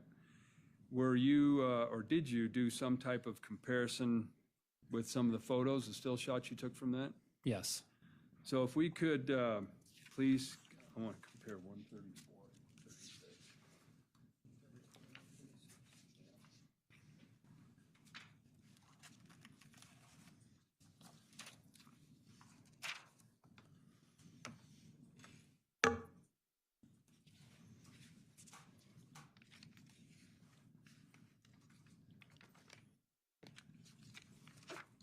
There, we're getting there. There you go. All right, so I have before you previously admitted Peoples 134 and 136. Can you tell us what we're looking at here? So on the left, I think that's 134. I can't see because of the glare. That's the zoomed in photo of the actual picture taken by the ALPR system. So it actually captures the entire vehicle. And as I was looking at it, I could see that there was a driver in the front driver's seat. And I can see an emblem, kind of a white circular emblem. I can see the part of the face, and then it looks like there's a kind of a bright earring in the right ear. This picture on the right, we actually got this from Isaiah Vigil or Kayleen Vigil, and this is from October 16, 2021 at 12:55 a.m. So this picture was taken on the same day, but prior to this photo captured on the ALPR. When I compared the shirt that Stacy was wearing, I noticed the characteristics are the same between the white emblem that's circular, and then I just looked at the overall shape, And I was pretty confident that that was Stacy that was driving the Malibu on October 16th when she returned back to the house. All right. And based upon that information, were you able to take a closer in or a more zoomed in screenshot of the defendant? Yes. I'm going to hand you what has been marked as People's number 137. Do you recognize that photo? I do. Is that a fair and accurate depiction of the zoomed in portion of the defendant's chin? Yes. Your Honor, at this time, I'd move into evidence People's 137. Any objection to 137? No, thank you. All right, the court will admit into evidence 137. You may publish at your discretion.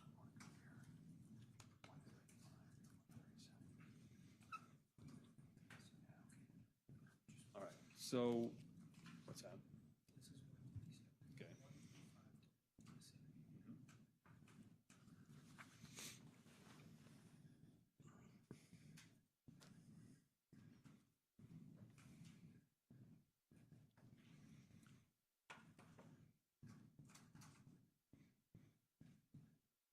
All right, so we're looking here at previously entered evidence numbers 135 and 137. And what are we looking at here? These are just on the left, that is a zoomed in shot of the actual picture taken by the ALPR system. And then on the right, this is a zoomed in shot of the picture that Isaiah V. Hill provided on the early morning hours of October 16th. And again, it's just noting how similar that pattern is on the front of the shirt. That's that white circular. And then also just the facial characteristics that I observed between the both, leading me to believe it was Stacy Rodriguez who was driving the vehicle. And lastly on this, I'd like to compare 135 to 195, please.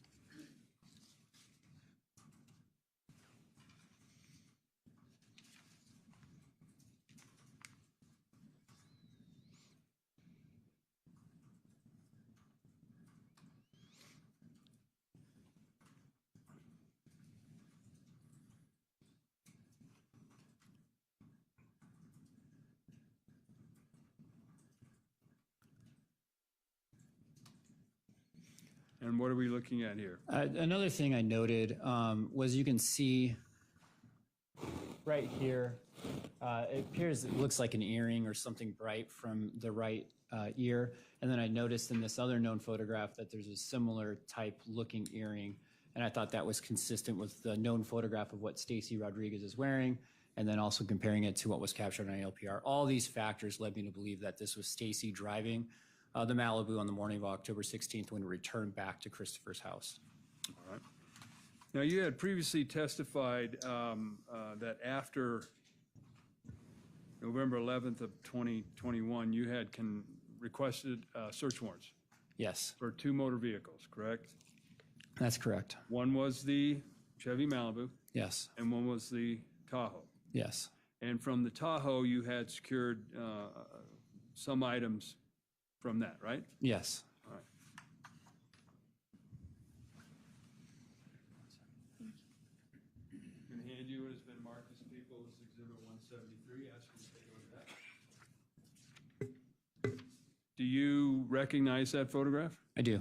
Is that a photograph of an item or shirt taken from the defendant's Tahoe? Yes, Does that photograph accurately depict what you observed when you conducted the search warrant? yes. Your Honor, at this time, I would move into evidence 173, please. Any objection to 173? No, thank you. All right, I will admit into evidence states 173, and you may publish at your discretion. All right, if we can publish 173. So what are we looking at here? The picture just depicts the Echo shirt that I saw Stacy wearing on October 16th, and then we actually found that same Echo shirt in her vehicle when we did the search warrant. So it's just further corroboration that Stacy was the one driving the Malibu that morning. Okay, and if we can have 141 published, please. Again, that's the Malibu, right? Yes, That was there on the morning of the 16th of October, 2021. yes, Can we compare 138 to 139?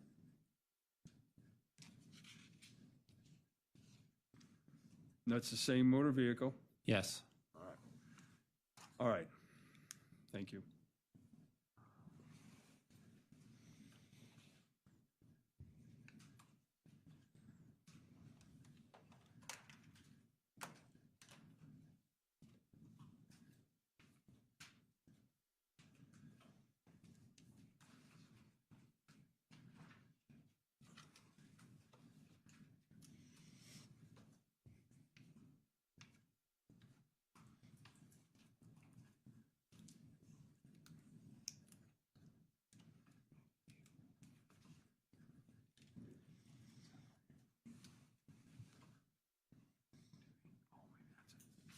Judge, if I can, just a minute, please. Sure. Did I provide the court with Exhibit 223 for review? Yes, I have 223 here. Okay, Do you need it? can I retrieve it? Yes.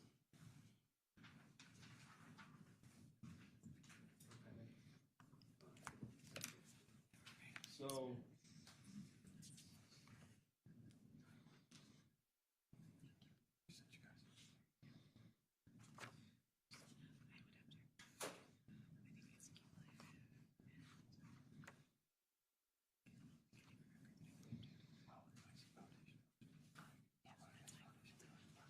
so I'm going to hand you what has been marked as People's Number 223, right?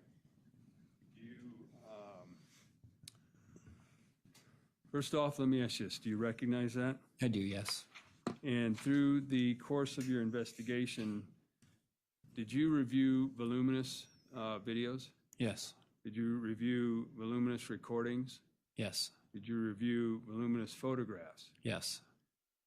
Would a timeline be something that would be consistent or convenient to be examined in court?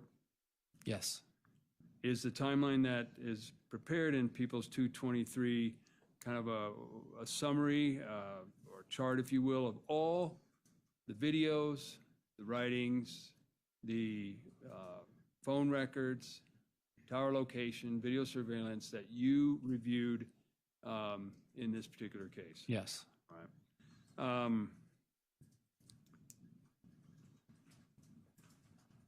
Your Honor, at this time, I'd move into evidence People's 223 under Colorado Rule of Evidence 1006. All right, thank you. Any objection? Yes. May I approach? Yes. Sorry. It's okay. So I want to go back and discuss a few things before we move forward. When you've previously testified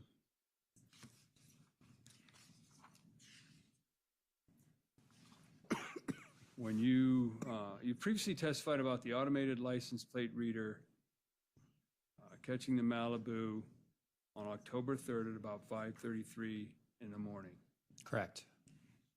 You had not, did you, through your investigation, determine, or were you able to determine who that vehicle was registered to? Yeah, there was two parties on the registration. And who were those parties? It was Miguel Rodriguez and then Blanca Canedo, which is Stacy's mother. And then Miguel's obviously Stacy's brother. And what address was that registered to? 4540 First Street Road. All right.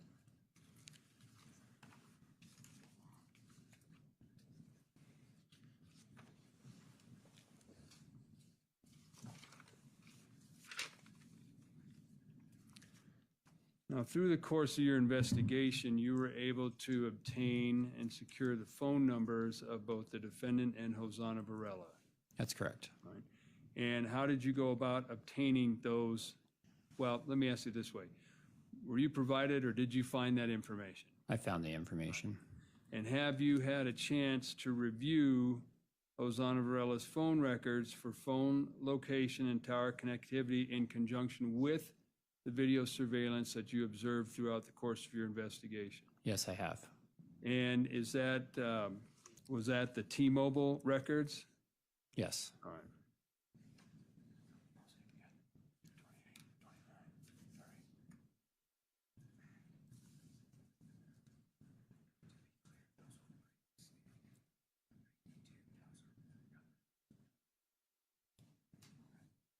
I'm going to hand you what is marked as post 228, 229, 230. Have you take a look at those for a moment.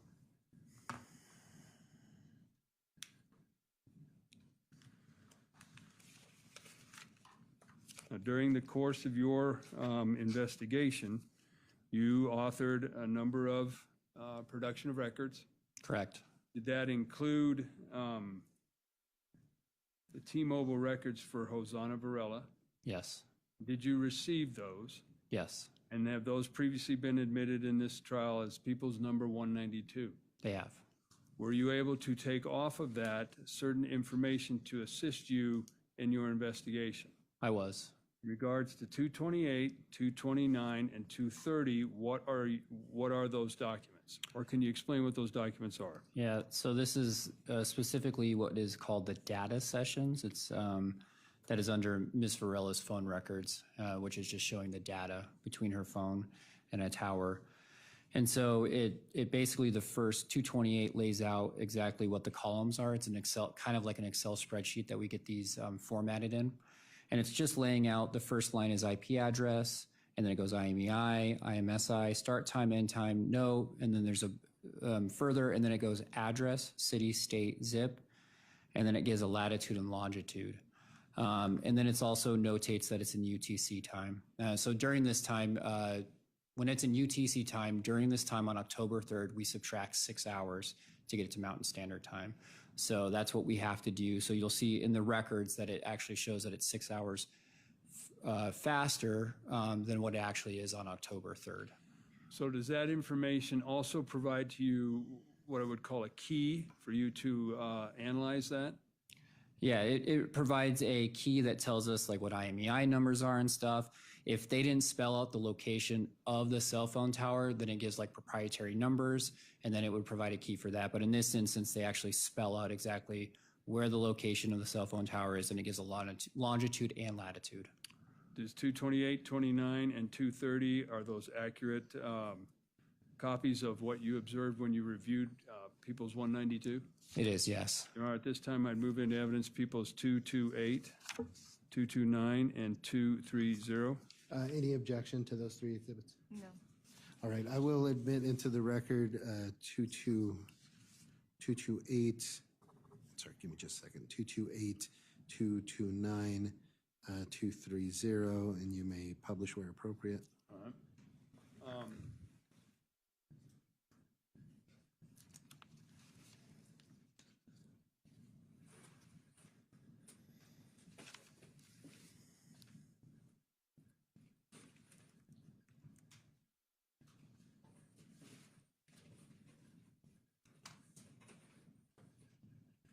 To show you it has been marked as People's 180, or excuse me, 176. Do you recognize that? I do, yes. Is that a very accurate Google map of the area represented? Yes. All right, at this time, I'd move into evidence People's 176. I think 176 was previously, I think it's already been entered. Yeah. All right. So, in 1 second, Mr. President, is that what you showed? Yes, I believe that's already been entered. This over here. No. So,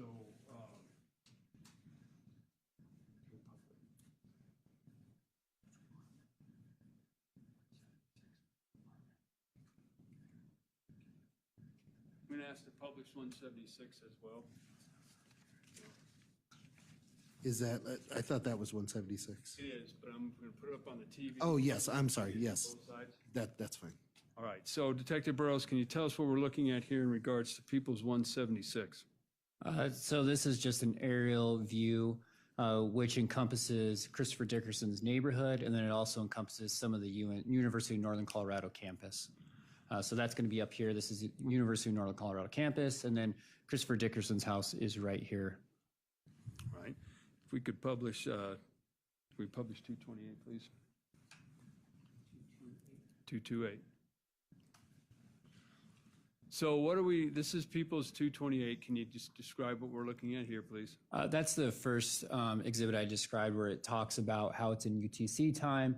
And these are just the columns that it lays out at what each column represents when you get those, the data locations or the phone records. And you can see right here, it's address, city, state, zip, azimuth, latitude, longitude between those two. Publish 229, please. And what are we looking at here? So this is the first set of records that I looked at in regards to when I knew that Stacy and Hosanna and Chris were at the residence. And you can see here the time, like for instance, on this bottom one, it says 8:48. When we subtract 6 hours, that's actually 2:48. So that is consistent with the video that I saw of them being at the location. I'm also looking and saying, yes, it's consistent.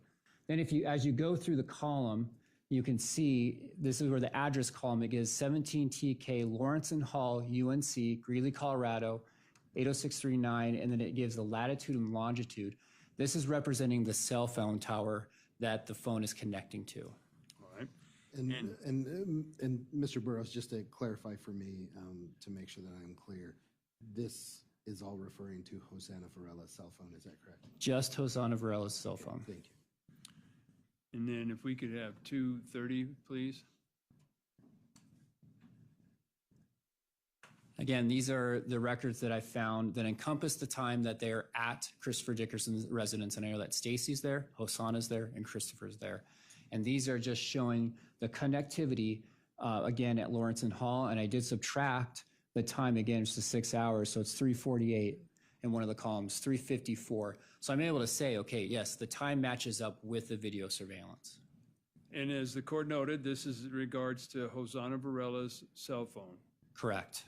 And were you able to essentially track movements in that area with that tower at Lawrence and Hall on the evening in question? Well, what I was able to do is show when video shows Stacy, Hosanna, and Chris are at the house. It shows that she is connected to that tower. When they leave the area, she's no longer connected to the tower. That's what I can show with it. I can't show exactly where they're at in relation to the tower. All I can say is that the phone's connected to the tower. So turning your attention back to 176, are you familiar with the UNC campus? Yes. Can you point out on that chart where this Lawrence and Hall is located? Right here, you'll see the circular field, and it's right there. And so that is, and so that's the Lawrence and the Hall, that's the cell phone tower, and then that's Christopher's residence right there. All right.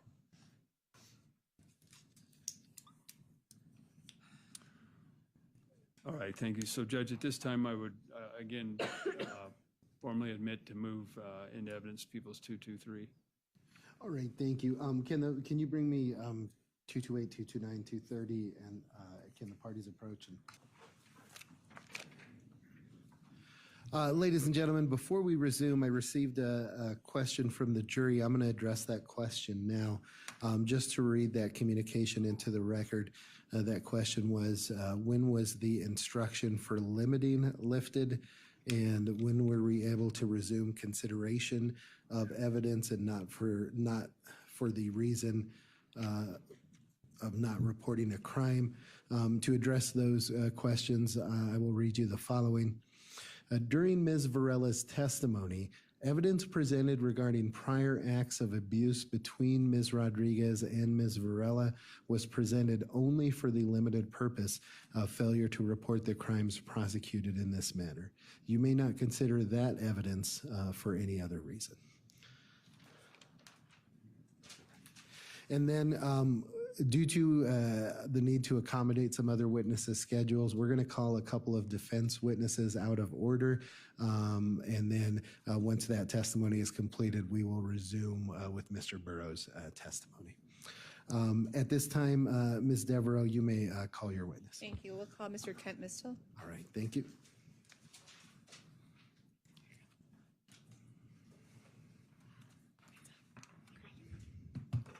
Thank you, sir. If you'll please come forward. And Mr. Mistel, if you'll just walk over here by the witness stand, and before you sit down, I'll just need you to raise your right hand. Just right over here, sir.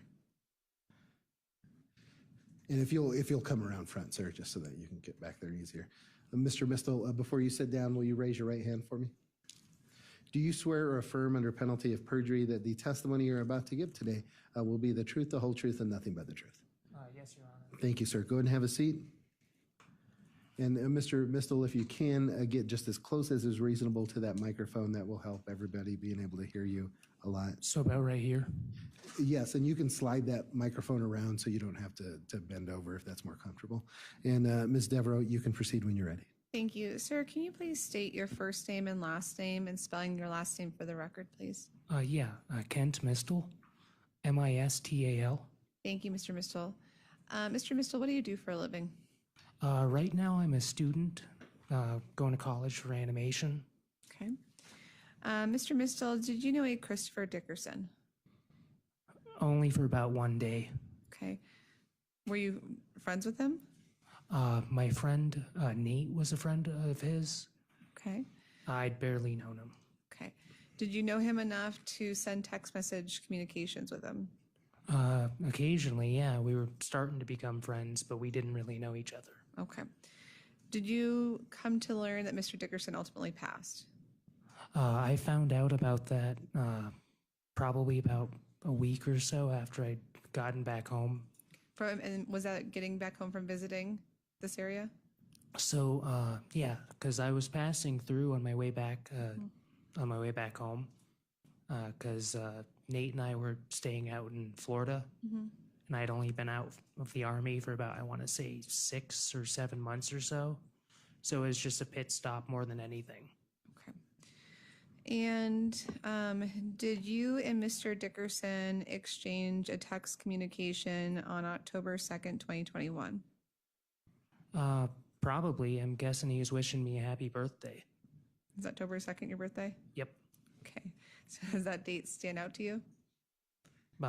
Not really anything of note. Like, I don't normally do much. Okay, that's fair. Would it refresh your memory to see a screenshot of a text message that you provided the police, the Greeley Police Department, of a text message between you and Mr. Dickerson on October 2nd, 2021? What was the text? Would it refresh your memory to look at it? I mean, maybe this was like, what, 3.5 years ago about now? Okay, so would it refresh your memory if you saw the text message that you gave the investigators at the Greeley Police Department? I guess. Okay, may I approach? Yes, go ahead.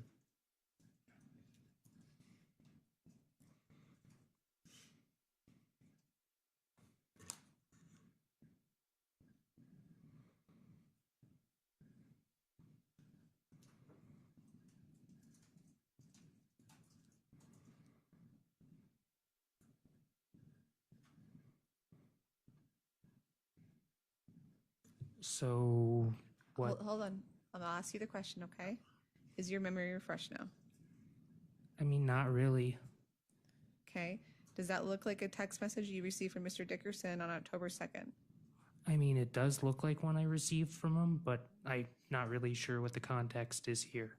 Okay. I'm not asking you for the context. I'm just saying, is it a fair and accurate depiction of a text message that you received from Mr. Dickerson on October 2nd? And if you note, there's even a date there, right? Oh, yes. Okay. So is it a fair and accurate depiction? Yes. Okay. This time I move to admit Defense Exhibit A. Any objection? No objection. All right, the court will admit Defense A into evidence, and you may publish at your discretion. Thank you.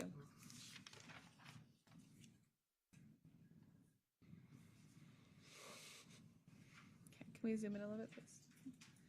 So as you can see, the top left corner says the time and then NCLE Chris.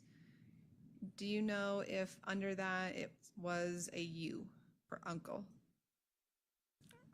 Yeah, I think that's what it was supposed to be. Okay. And in this text message on October 1st, does Mr. Dickerson say to you, or I'm sorry, do you say to Mr. Dickerson, Uncle Chris? Yeah, it's just something we jokingly called each other. Okay. Because you were friends, right? Right. And then there's Uncle Kent as the response, right? Correct. And then on October 2nd, Mr. Dickerson sends you a text message about, I have my glasses on, so I can't see the date, the time from here, but is it 3:36 p.m. on October 2nd? Correct. And he's describing just waking up after taking some melatonin, right? Correct. And then the next text message you received from Mr. Dickerson was on October 3rd at 12:01 a.m., correct? Correct. And that reads, quote, ended up hitting the bars, grinded on thoughts. Correct. THOTS, right? Yes. Nothing further. Thank you. All right, thank you. Any cross-examination?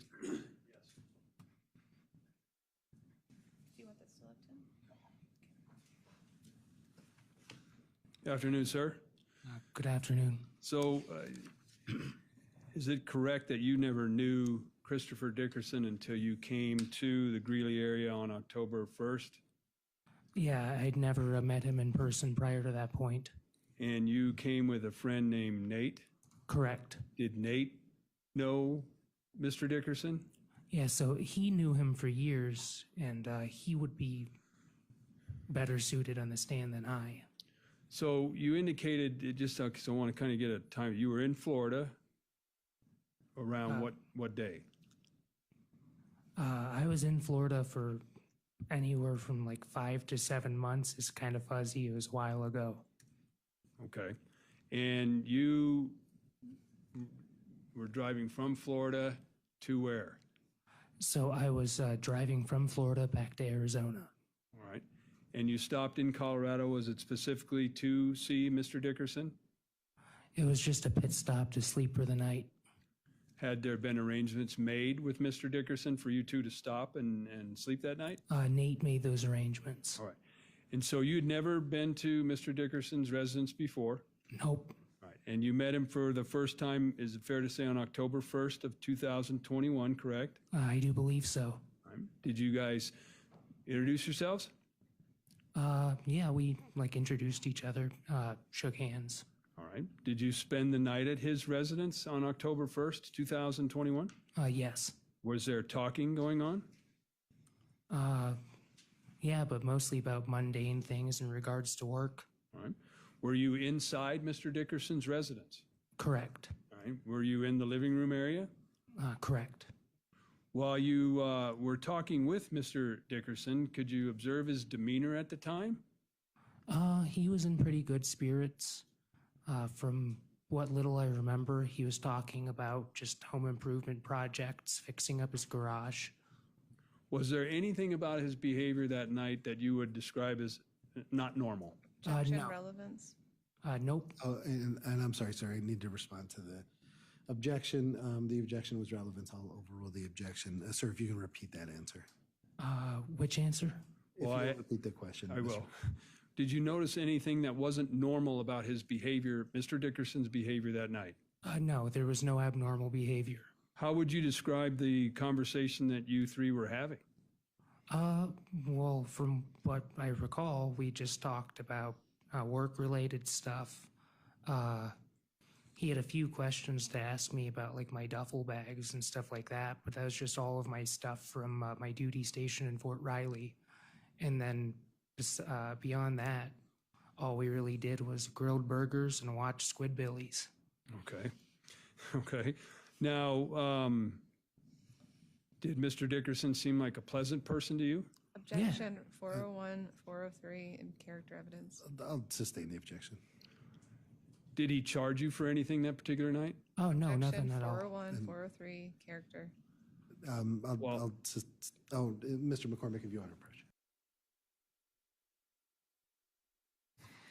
Did you know anything about the condition of his liver? I don't recall. Should I? Do you have a copy? I do. Would it refresh your recollection to look at your autopsy report? It would. Your Honor, may he please? Yes, you may. Thank you.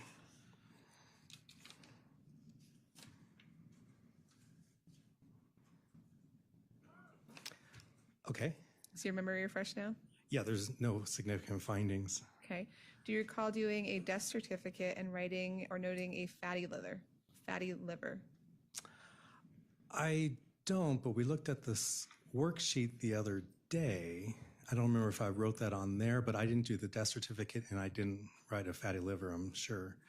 Would it refresh your recollection to review that death certificate? The worksheet? Yes. Yes. May I have one moment, Judge? Sure. Yeah, so on part 2, I make a note of fatty metamorphosis of the liver, and that's on the day of autopsy. Thank you, sir. And can you explain for the jury what does that mean? So in this context, what that means is when I looked at the liver, it looked pale to me. So I wrote down fatty metamorphosis that I would then confirm or deny when I do my microscopic examination. So in this case, the liver appeared pale, which could be for a number of things, but I wrote that down. But when I did my microscopic examination, there was no fat accumulation in his liver, or no steatosis, as they call it. And what is that? Fat accumulation in the liver, it can happen from a number of things. We often see it in our patient population, unfortunately, we often see it with alcohol abuse, but it's kind of more commonly in just general population associated with metabolic type derangements, diabetes, obesity.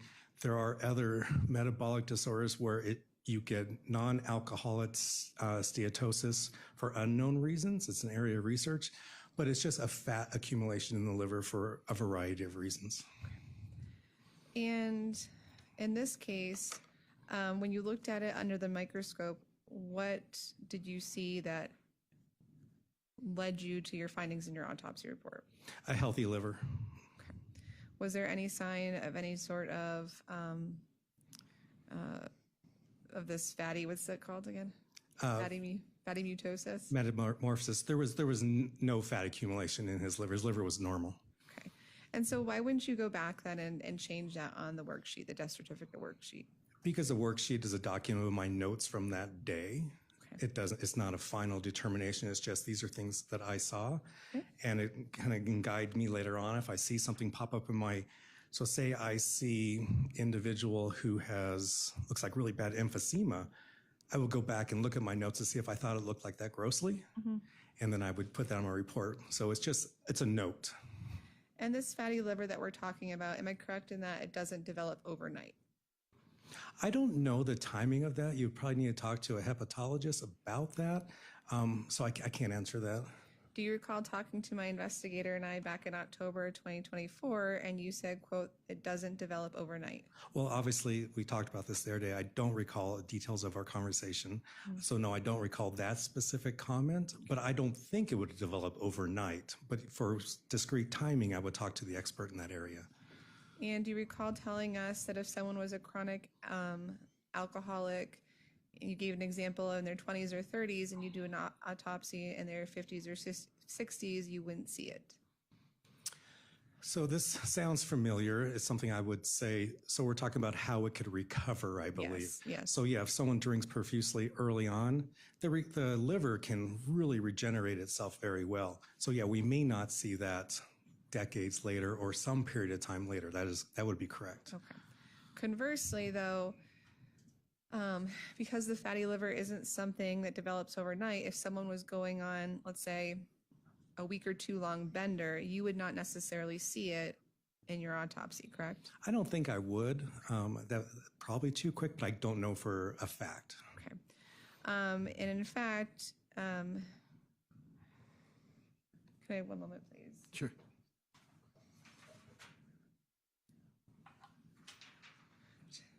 Apologize. You actually gave my investigator and I an example that when you said it doesn't develop overnight, meaning the fatty liver, that it could be someone could be drinking a lot for 4 to 6 to 8 months and you still would not see a fatty liver, right? I don't recall that. Again, I don't know the timing. If I had said that, it must have been, I believe that at the time. I don't know if 4, 6, or 8 months is a huge window of time, but I don't know. Okay.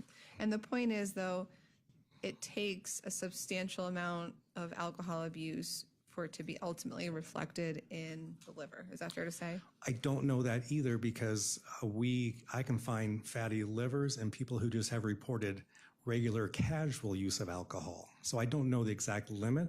That would, again, would be something I would talk to a hepatologist or a liver expert on that for those specific details. So when my investigator and I called you back in October 2024 and you gave these examples, is it fair to say that was not something you told us back then?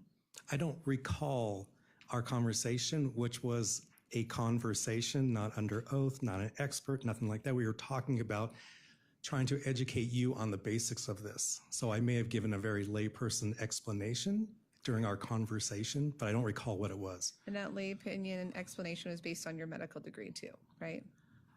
Medical degree, observations, again, especially when it comes to the liver, it's a huge spectrum of time and insult that you can see these changes from. So I don't know exact timing or duration where you would see these.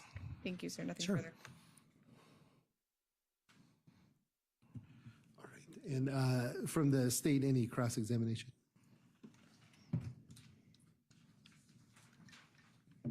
Hello, good. Hello. How are you? I'm good. So just to make sure I understand this, the worksheet comes first, and that's some of your notes of things you need to look into. Just some notes of my observations at that time. Oftentimes, it just says pending, so I don't have a clue, so it's variable. And you noted something about the liver, and you looked into it in this case for Mr. Dickerson. Yes, And specifically, your ultimate conclusion after doing your microscopic examination was that Mr. Dickerson had a healthy liver. yes, Okay. And that's your final determination, right? yes. In my report, it says no abnormality. And then you were also asked about, well, what if somebody's a chronic alcoholic and all of this? Have you seen chronic alcoholic livers before? Yes. Okay.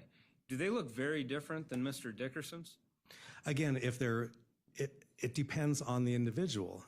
If we're just going to say a chronic alcoholic, documented history of that, Yes.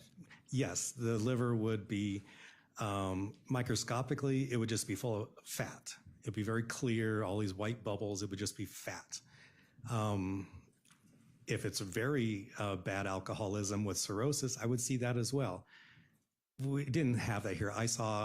I'm assuming based on that note on the worksheet, I saw a pale liver, because normally the liver is this nice red brown, but when it's pale, which could be from fat deposition, or it could be from massive blood loss. I don't know. Tell me more about that. Massive blood loss. That could impact the liver? Well, sure, because blood flows through organs and it gives them that darker color. Kidneys normally look like an actual kidney bean, red-brown color, but when they're lost a lot of blood, it becomes more yellow-tan. It's just an observation because there's no blood flowing through there. Another reason for a pale-looking organ could be the artifactual effects of the heat that they're in. And here he was in a burning structure. So there are a number of reasons why his liver looked pale. I wrote down a note, I'm assuming at this point, looking back, because I saw it looked pale. Okay. So to summarize those other aspects, being stabbed in the carotid artery and losing lots of blood like you described could be a factor. Yes. And being burnt afterwards in very high heat could be a factor. Yes. Those are my questions. All right, thank you. Any redirect examination? No? No, thank you. Thank you. Doctor, you can leave the witness stand. Thank you. Thank you very much. And Mr. McCormick, I think we left off with admitting into the record 223. Are you intending on publishing that and asking questions about that at this time? I am, Judge, and I do have copies to pass out for the jurors to follow on. All right, thank you. Before you pass that out, ladies and gentlemen, I have an instruction to read you regarding Exhibit 223. The evidence you are about to see and hear in prosecution's Exhibit 223 is presented as only a summary of other evidence. It does not replace your own independent memory or duty as a juror to determine the facts. It also does not place any more weight on the evidence summarized than any other evidence. You may consider it as a summary, but may not consider it for any other reason. Mr. McCormick, you can go ahead and publish. Will you? All right. Mr. McCormick, I'm sorry. Please go ahead. No problem.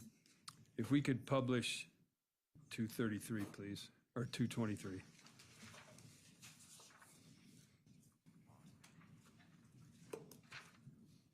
And I should note, if it's not clear, when you go back to the jury room, please don't write on that one. Just only write on this one. Okay. All right. Thank you.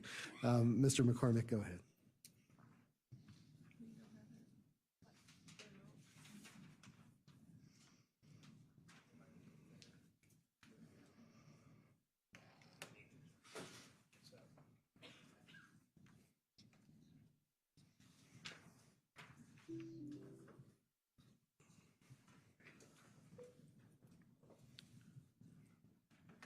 All right, so Detective Burrows, just to kind of get back into what we were talking about when we broke with your original testimony, you had an opportunity in this particular case to prepare a timeline of events. That's correct. And is this timeline is based on all the video surveillance that you observed, Yes. both in Mr. Dickerson's neighborhood in downtown Greeley? Yes. Did that also include Google locations of Mr. Dickerson? Yes. Did that also include phone records of Mr. Dickerson? Yes. Phone records of Miss Varela? Yes. Is there other information contained in here that you also reviewed during your investigation? Yes. What is that?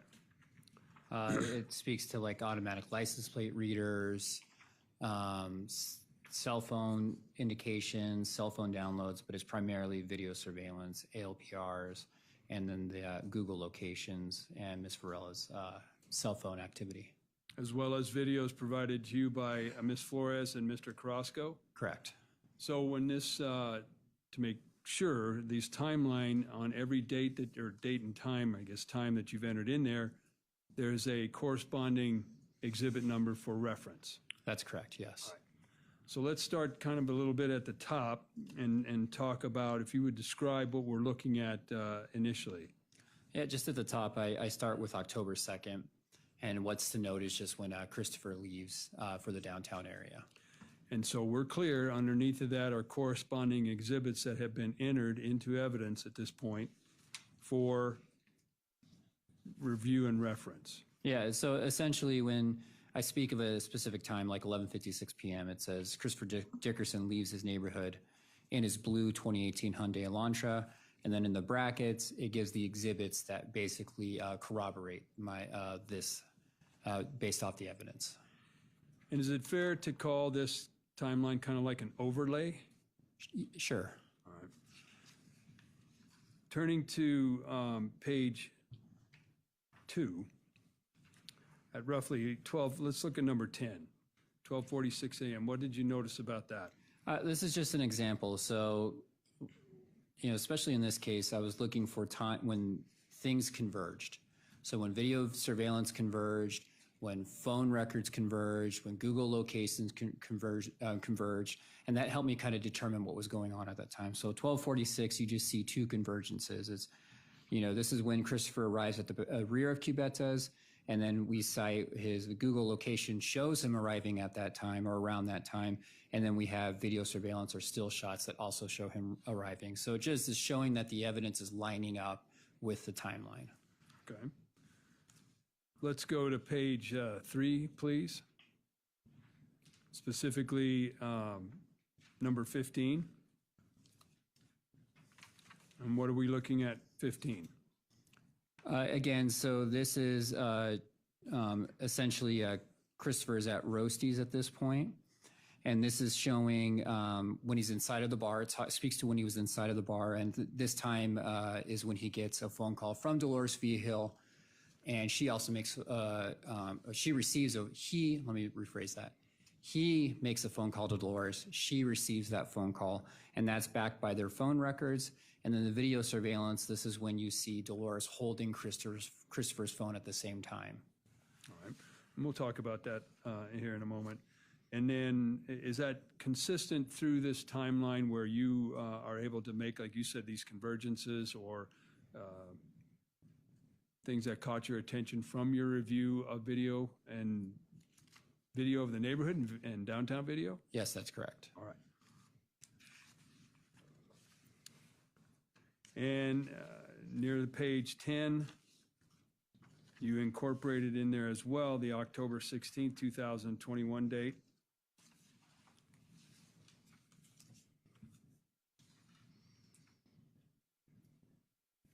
Yes. And that's what you testified to previously today, where the ALPR reader picked up the Malibu on that date in the area of the victim's residence. That's correct. All right.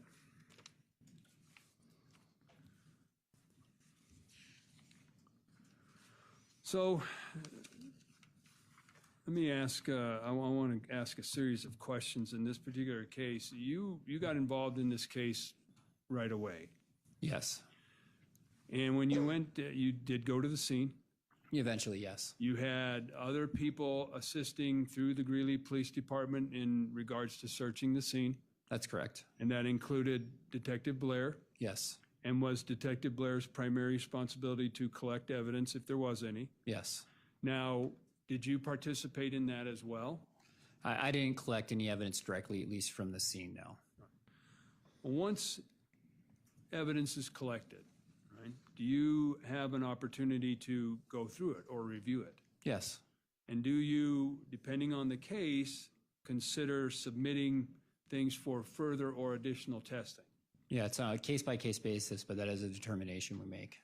And who are we talking about when we say submitting for testing? What type of organizations are we talking about? Well, it goes to the Weld County Forensic Regional Laboratory and then CBI. That's a determination that we would send things in for them to be tested, and then they would make their determination analysis of the things that we asked or requested to be tested. So some examples of things to be tested could be if a firearm was recovered or used in a crime, Correct. fingerprints, Yes. DNA. Yes. There's multiple disciplines that can be tested, right? Yes. So based upon your review of the evidence that was collected in this case, did you consider submitting any items of evidence to the lab for further testing? So the only item we decided to submit was just the video surveillance to help us with that determination of clearing it up. When we looked at and when I reviewed the evidence that was on scene, due to it being an arson and everything being heavily destroyed, there was limited evidence that we could send in at the time. Is the nature of arson type cases or investigations difficult to send evidence in for further testing? It makes it challenging because it's not like a normal crime scene where we can have essentially what happened at the time for the most part, and we could gather evidence and try to reconstruct what took place. With an arson, mostly everything's destroyed for the most part. It makes it difficult to make that determination of what actually took place inside of the house. In this particular case, did you take into evidence some beer bottles or beer cans? Yes. All right. Were those sent down for testing? No. All right. Where were they located? The majority, I think, of the intact beer bottles and the cans, I think, were located in a trash can. I know the beer bottle, the Budweiser beer bottle, was located outside. And I think some pumpkin cans were located on the outside too. There might have been one that was located inside, but I think the majority were located outside. All right. And why weren't those sent down for further testing? So what that can tell us is essentially if there's serological or DNA evidence on it or latent fingerprints on there. At this time, I knew who was in the house. Stacy was in the house. Christopher was in the house. Hosanna was in the house. I had no doubt about who was in the house. It was unequivocal. So that evidence can't help me further determine anything else because I already know who's in the house. All right. Now, you're familiar with the term forensic evidence? Yes, All right. Would you agree that that's helpful in a case? it can be. Would you agree that is it all of the case? No. All right. What other types of aspects of a case do you look at? Forensic evidence is a piece of the case, and it can help us maybe potential puzzle pieces together or help us understand information we didn't know. But we also have other physical evidence that we gather, like surveillance footage in this case, cell phone records, that type of thing, and then witness statements as well. So it's just a piece of evidence that we look at and consider. Now, you sat here through the testimony of Detective Blair, former Lieutenant Cobb, and you've seen numerous photographs of Mr. Dickerson's residence. Yes. And you recall there being like kitchen knives that were shown in some of the photographs? Yeah, it looked like some common silverware or things associated with the kitchen, yes. So were any of those initially collected? Not that I know of, no. Right. And were they initially sent down to the laboratory? No. Is there a reason why? We had no indication that they were used at the time. I mean, they were heavily damaged by the fire. But we believed at the time that we had the weapon that killed Christopher Dickerson because it was in his neck. So we weren't sure that there was any other evidence or knife used. And speaking of that, while you were in the initial day or two of this investigation, you were advised by the coroner of that information? Objection leading. Okay. Were you advised by And I'm sorry, Mr. McCormick. I'll do it again. That sounds like you're in a rephrase. Go ahead. Were you advised in the initial 24 to 48 hours of anything unusual by the coroner? Yeah, if you're speaking to that, yeah, he had an instrument in his neck and he had 5 sharp force injuries, yes. Right. And were you advised as to what the cause and manner of the death was? It was a homicide. Is that important to you in your investigation? Absolutely. Why is that?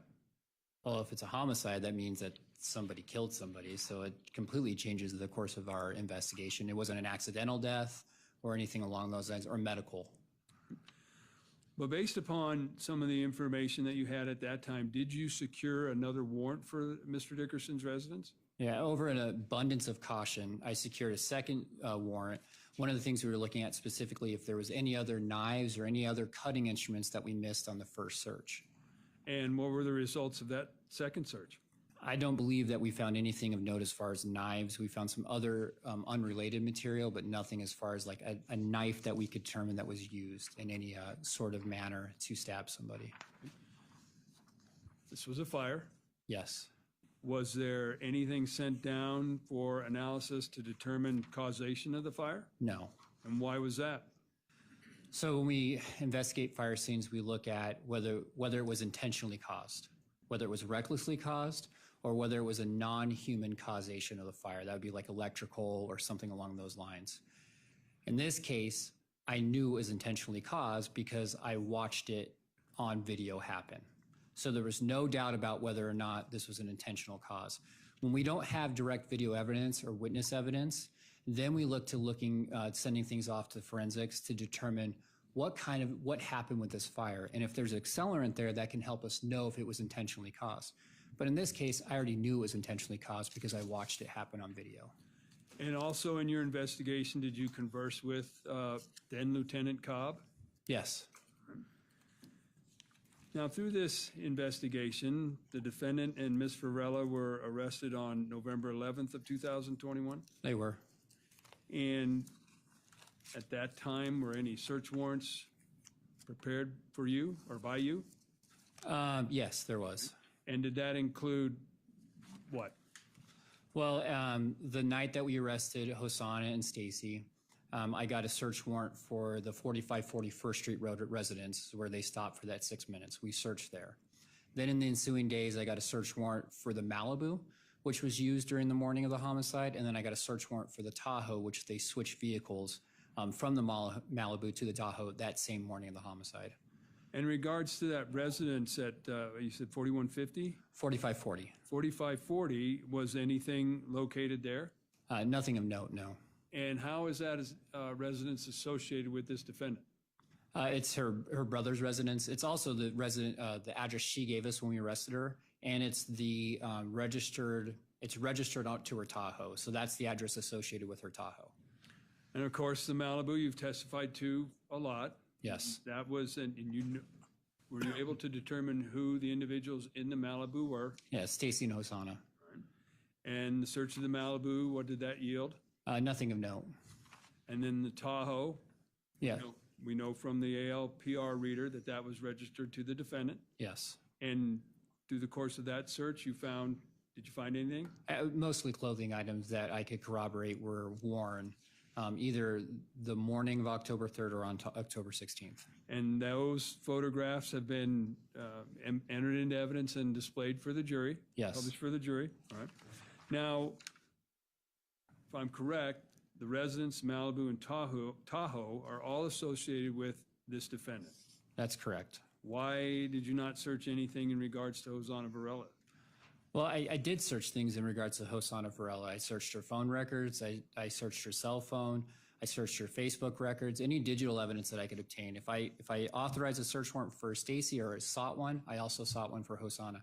When it came to physical locations, at that time, I did not have anything that was articulable to believe that evidence would be located then inside of that. For instance, when they go after the homicide near the 5800 block of 29th Street, they're in that location from, I think it was 5:57 to 5:59. That's 2 minutes. I had no indication that they went inside. Now that's different to 4540 First Street Road because I know that they were there for 6 minutes. I also know that the phone directly Christopher's phone is directly one house east of 4540. So I know it seems like they went inside a house at that time. And I also know that they switched to the Tahoe at that time. So that's how I looked at those facts and decided that there was more probable that there's evidence at the 4540 residence than associated with Hosanna's family. Okay. And we'll take a little break, slow down. You're caught up? All right, so let me ask this. I mean, when you're presented with an investigation, do you prioritize what to do? Yes. And what are those, how do you do that? It depends. When everything's first happening, you're trying to gather evidence as quickly as possible. And once you get that evidence, you're trying to go through it. Okay. So in a case of this particular nature with this set of facts, if you received a text message or phone call from an individual saying, I just witnessed a murder and I'm outside, would you prioritize that case differently? Well, I'd prioritize getting that text message, yes. Okay. Would you make contact with that person? Yes. All right.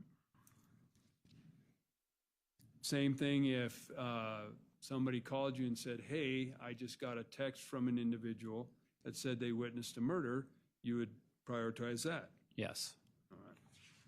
Are there ways to corroborate certain types of evidence? Yes. Are there ways that there's no way that you can corroborate evidence? Yeah, I mean, if there's no direct evidence of what took place, and let's say there is only certain evidence leading to what happens inside of, like for this case, the residence, there's certain things I don't know exactly what took place inside. And I can't determine that from the evidence that I am viewing at the time. So in regards to these types of investigations, do you just kind of get to a limit and stop investigating it? No, I mean, I'm always looking at evidence again, always thinking, is there another angle we can approach thing, another way that we can come at something? So in this particular case, from November 11th of 2021 to approximately June 8th of 2022, did you continue to look into and investigate this case? Yes. And this is in addition to other cases I assume you were assigned? Yes. All right. Now, on June 8th of 2022, did you conduct a proffer with a Hosanna Varela? I did. And during that interview, did you receive information from Ms. Varela? I did, yes. So when I think you said you've been with the police department for 12 years? Total law enforcement, close to 13 years. 13 years. And I take it you've interviewed a number of people? Yes. Do you formulate an outline, if you will, on how to approach an interview? Yeah, I have a general one that I do if I don't have time to prepare, but if I have time to prepare like this one, I do prepare ahead of time. Okay, so you kind of come up with a structured interview. Yes. So is it, do people sometimes add new information to the interview process? I mean, yeah, as that interview goes on, the way I structure it is I let them speak and just tell me what they want to tell me. And then I go back and ask clarifying questions. And as we ask those clarifying questions, more information comes out. Things may change slightly or differ slightly, but we're just trying to elicit more out of them by asking those clarifying questions. So in regards to the interview or proffer with Ms. Varela on June 8th of 2022, do you have kind of a, for lack of a better term, internal checklist as you're going through information being provided? Yes. And you knew the investigation? Yes. And a lot of the information that is contained in your timeline, People's 223, you had already, did you know that prior to the proffer? Yes. And to be clear, your investigation up to June 8, 2022, was that independent of any information you learned from Ms. Varela during that proffer? Yes, that was all independent of anything that Hosanna would tell me on June 8th. When you were conducting your internal check, if you will, with the information provided, were there consistencies with what Ms. Varela was telling you to what you knew from the investigation? Yes. All right. Based upon information that she provided to you in the proffer, and as she's telling you this, was the information she provided consistent with, in terms of locations, like being downtown during your analysis? Yeah, I mean, I saw, she said she was downtown, she gave me the locations, and I knew that to be true because I saw it on video surveillance. And that was consistent with the information she provided? Yes. As far as meeting Mr. Dickerson, did she indicate if they knew the defendant or Ms. Varela knew him prior to the early morning hours of October 3rd, 2021? They didn't know him. And did she tell you when the first time they met? Yes. When was that? As they were leaving Cubetta, as they saw him in the parking lot as they were in the Malibu. All right, can we publish?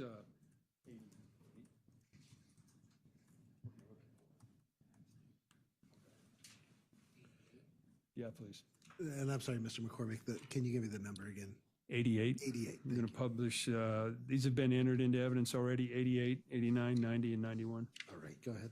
All right, so in regards to People's 88, which we've published before, what do we see here? That's when Christopher left Roasties. He's walking west of the parking lot, and that's the Malibu that Stacy and Hosan are in. And based upon your investigation to that point, right, is that where they, quote, converge or meet? Yes. All right. And was there something unusual about this particular photograph or video that you observed that you noted in here? Just that Christopher's slight turning of his head towards the Malibu, and then he nods briefly. All right. Can we have 89, please?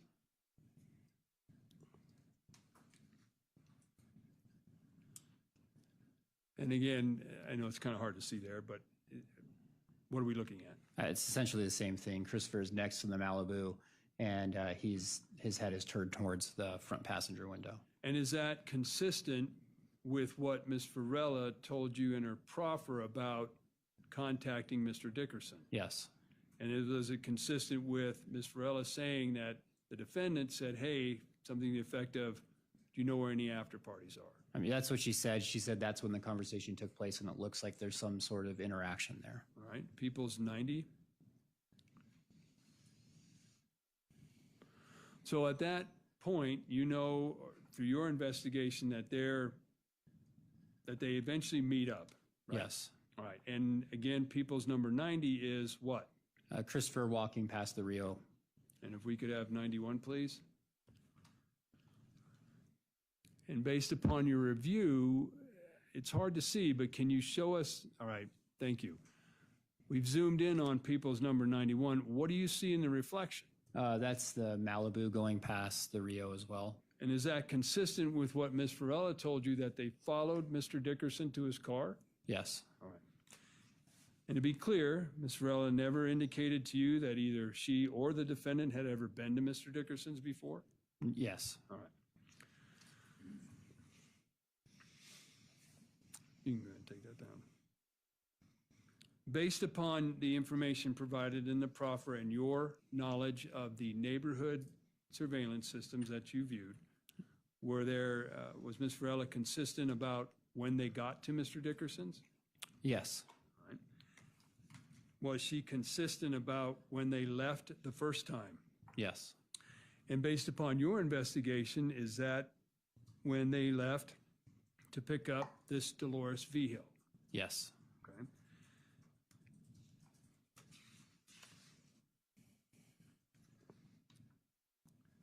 And you were able to verify that how?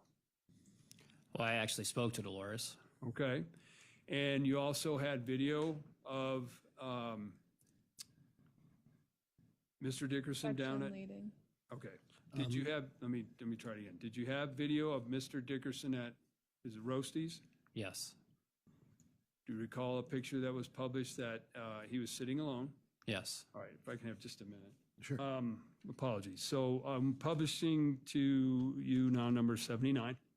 Do you recognize that? Yeah, it's Christopher Dickerson sitting at the bar. 80? It's him and Dolores hugging, Christopher and Dolores hugging. 81? It's Dolores with Christopher's phone. All right. And through your investigation, based upon phone records obtained for Mr. Dickerson, as well as phone records obtained for Ms. Vigil, were you aware that they were communicating? Yes. All right. And were those phone calls, did Ms. Varela tell you that at some point during the evening, Mr. Dickerson's phone was getting blown up? Yes.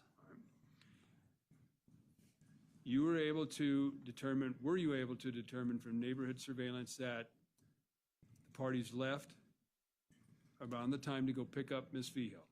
Yes. All And did Ms. Varela tell you that in her proffer that that's where they were going? She said they were going to like pick up one of Christopher's friends. Okay. Did you ask Ms. Varela if she could provide a description of that person? Yeah, and I don't think she really could recount who that person was. Okay. But she did indicate that they left to pick somebody up. Correct. Right.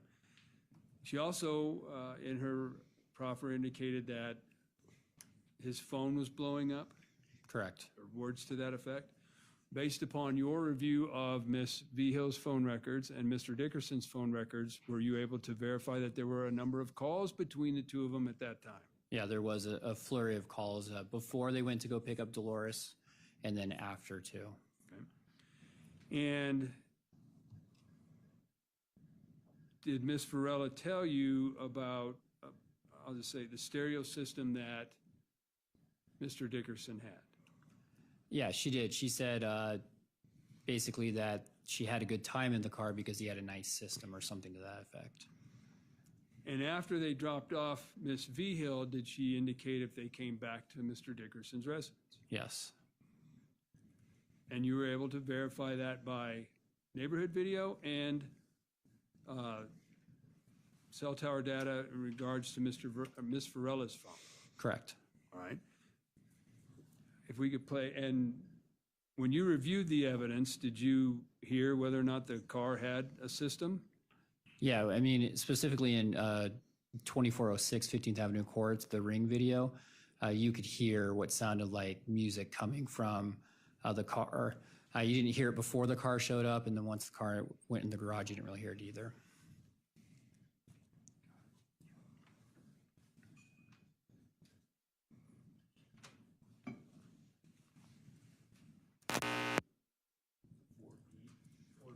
Yeah, I'm going to publish 4B.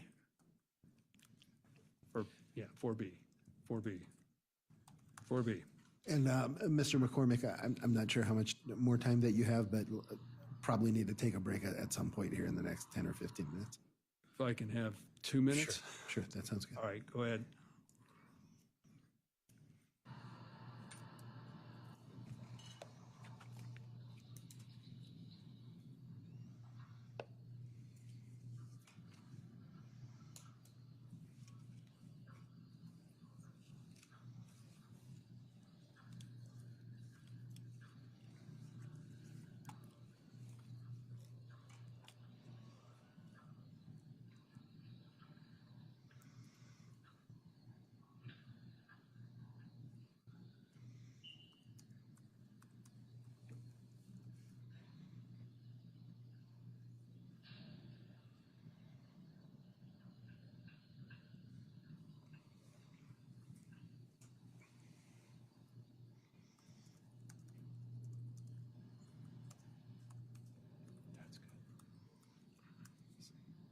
So when you reviewed that video, could you hear music coming from the car? Yes.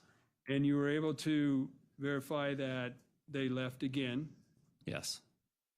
And at that point is when Mr. Dickerson was murdered? Yes. And then you were able to verify that they arrived back Yes. at Mr. Dickerson's residence, and you verified that through both video and Ms. Varela's cell phone Yes. information. And then eventually they left for the final time Mr. Dickerson's residence in the early morning hours of October 3rd, 2021. Yes. And that's when you observed both through neighborhood video, et cetera, the fire to the house. Yes. All right, Judge, this would be a good Okay. stop. All right. All right, thank you. So, Detective, before we left off for the break, we had published what's been admitted in evidence, People's 4B. Do you recall that? Yes. And was that the music playing from the car? Yes. Had you reviewed that video during the course of your investigation? Yes. Did you, in any of your reports, note that? I don't remember noting that there is music playing. I don't believe that anybody else did. All right. So let me back up just a little bit. When we talk about reports, we use the term supplement or a number, right? Yeah. What is that? So it's just you have your original report, which is the original officer on scene that's assigned. That's just for administrative reasons. And then after every report succeeding that is called a supplemental report. And then they are numbered. So supplemental report 1, and then it goes on. So are there a number of supplemental reports in this particular case? Yes. Do you recall approximately how many? Well over 100. All right. Now, back to the proffer that you had with Ms. Varela. Was she represented by an attorney? Yes. And did you have a conversation with that attorney beforehand? I had a conversation with Ms. Varela inside the room, yes. Right. Were you told at that time how much discovery Ms. Varela had reviewed to that point of the proffer on June 8th of 2022? They told me up to supplemental report 65. All right. Hearsay. Hearsay. Give me just a second. Mr. McCormick, any response? Judge, it's not offered to prove the truth of the matter, sir. Its effect on the listener as to how he took the information from Ms. Varela. I would ask to approach. I'll re-ask that last question. So, Detective, prior to beginning your proffer with Ms. Varela, were you advised as to how much discovery she had read to that point? Yes, supplemental report 65. And when I talk about discovery, are you familiar with that term? Yes. What is that term? Essentially, when we author our police reports, gather evidence, we then submit it into our internal database, and then that gets forwarded to the district attorney's office, and then that's later provided to Ms. Rodriguez's counsel. All right. So back to previously published 4B in regards to the ring video with the stereo sound. Yes. Did you, when you got that information, did you go back and re-listen to 4B? Yeah, when I learned that she talked about there being music being played and it was loud, I went back and I knew that the Ring video actually had audio, and I was able to confirm. So what she told me was they were listening to music and they had a good system. And then I see when they returned from that trip that I hear the music as well. So that's something I can corroborate right then. All right, I want to go back to your timeline and Exhibit 223, please. If we could go to paragraph number 23.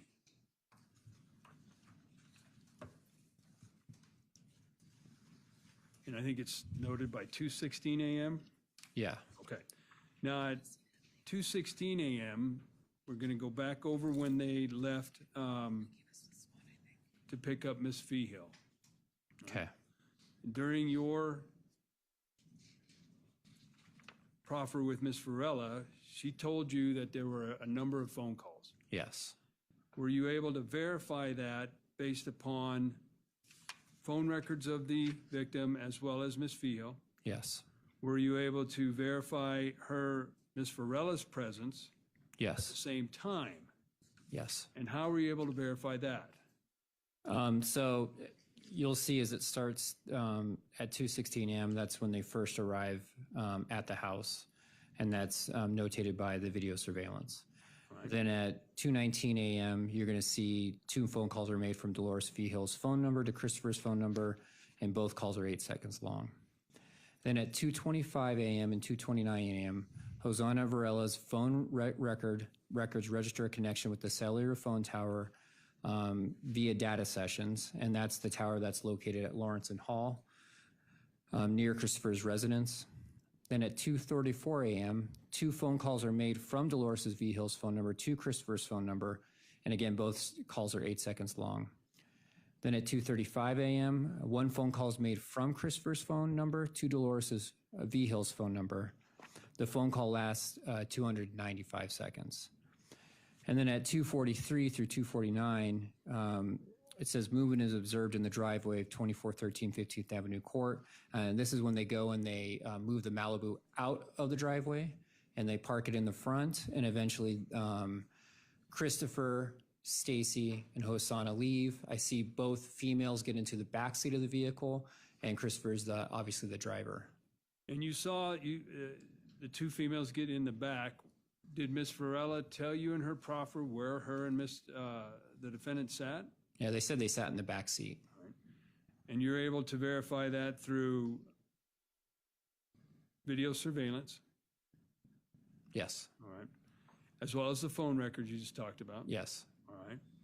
Then they leave Mr. Dickerson's residence and proceed to pick up Miss Vigil. Correct. So you observed that on number 29 at 2:49 a.m. Is that what you observed? Yes. And you can see that through Exhibit 2C, which is video surveillance. Correct. Were you able to also track from Ms. Varela's phone records that she had lost contact with the tower at Lawrence Hall? Yeah, at 2:50 a.m., she's no longer connected to that cell phone tower near Christopher's residence. And then as you were tracking Mr. Dickerson through this process, did you note him down around 8th Avenue between 254? Well, there's a timestamp, correct, right? Correct. There's a difference between the Google location, which I confirmed, Christopher showing him near 8th Street and 11th Avenue, and then also, 8th Avenue and 11th Street, and then the actual video surveillance from La Tarahumara Market, which was 3 minutes later, where I actually see the Elantra make a U-turn at 11th Street and 8th Avenue. And then Ms. Varela and her proffer indicated that after dropping off Ms. Vigil, they went back to Mr. Dickerson's residence? Yes. And you're able to verify that at approximately 3:06 a.m. in paragraph 32, that Ms. Varela's phone is then connected back to the cell tower at Lawrence and Hall on the UNC campus. Yes. You're also able to verify their return home by neighborhood video surveillance, Correct. and those were exhibits 2D and 4B, right? Correct. Now they're there for approximately an hour or so. Yes. And during your review of the video surveillance, did you observe any other movement in between that, I'm going to say hour? Yeah, so at 4:09 a.m. to 4:16 a.m., you see people in the front yard. Specifically, I can make out 3 figures, 2 large figures, and then I can see Christopher because he's much taller and slender. It looks like they're outside on that front kind of door stoop area. Looks like they're going back inside the house because the door is ajar to the front door. And then you can also pick out Christopher's dog because it's white walking around the front yard area. And eventually everybody walks back into the house at around 4:16 a.m. I think Christopher's the last one to go inside the house. And during your proffer with Ms. Varela, did she indicate if Mr. Dickerson did, in fact, have a dog? Yes. And then at approximately 5:08 a.m., what do you observe there in paragraph 35? That's what we see in video surveillance from 2406 15th Avenue Court. That is the front door to Christopher's residence opening, and that's when you see the large figure exit the house and then go into the driver's side of the Malibu, enter the Malibu, and then the interior lights to the vehicle turn on, and then the headlights and taillights to the Malibu turn on.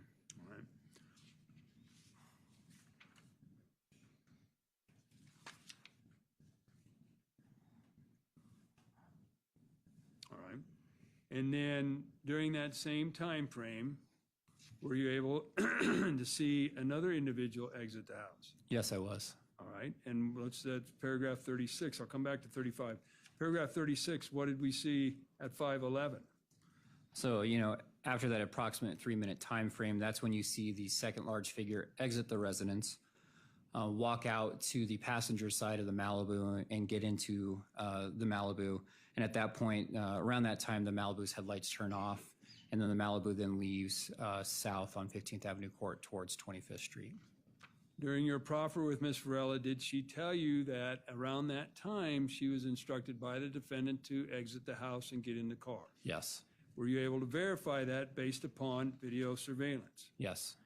Then you said approximately 3 minutes later, another individual walks out of the house. Yes. Right? And was there any, based upon your review of the video, was there any urgency or rush to get out of the house? It didn't appear so, no. Right? Did you notice that the car lights or headlights of the vehicle Malibu were on or off when it left? They were off when it left. Right. And then in regards to Mr. Dickerson's phone, were you able to track movements away from the house at that point? I was, yes. Right. Were you able, through your investigation, to determine if Mr. Dickerson's phone was operating and functioning properly the early morning hours of October 3rd, 2021? Objection 702. Well, I'll rephrase it. Okay, if Let's you're get this way. if you're going to rephrase, go Yeah. ahead. You had a chance to review Mr. Dickerson's, it's called a Google Takeout. Correct. Right? What is Google Takeout? Essentially it's pulling everything from the Google account. So that includes like emails, location history, web searches, and things along that line. So it's the entirety of that Google account. And did you know if his phone was tied to that Google account? It was. And that phone shared his location. Objection leading. Did the phone share the location with Google? Did Mr. Dickerson's phone share the location with Google as he went downtown? Yes, it did. Were you able to track those movements of Mr. Dickerson that morning? Yes, I was.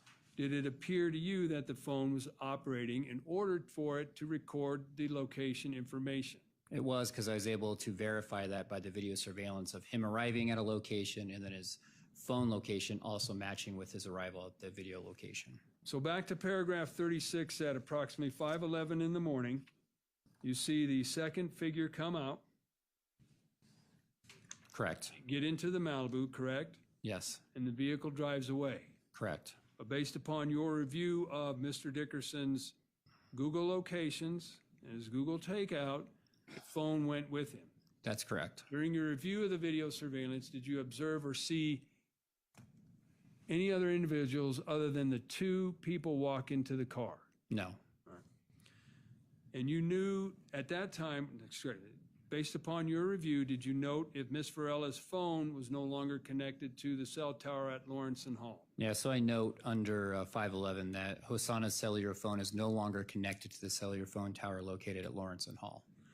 So you have all this information that you knew ahead of time from your T-Mobile phone records, Yes, from the Google location of Mr. Dickerson, correct, video surveillance from the neighborhood, correct, and then you had a still photo of the Malibu leaving from the video surveillance. correct, And you knew at that time that Mr. Dickerson was not in the vehicle, correct. his phone was working, Yes, and that the phone left that particular area. yes, Is that what Ms. Varela told you in the proffer, how they ended up leaving at 5:08, that's correct. Or at 511. 5:11? Now at 5:18, paragraph number 38, 5:18 through 5:20, were you able to track or locate Mr. Dickerson's phone? I was. And were you able to determine a general location of that phone? It was near the Cosmic Market gas station. All right. Rose, I'm going to hand you what has been marked as People's Exhibits 226 and 227. Do you recognize those photographs? I do, yes. Those photographs, where did you obtain those photographs?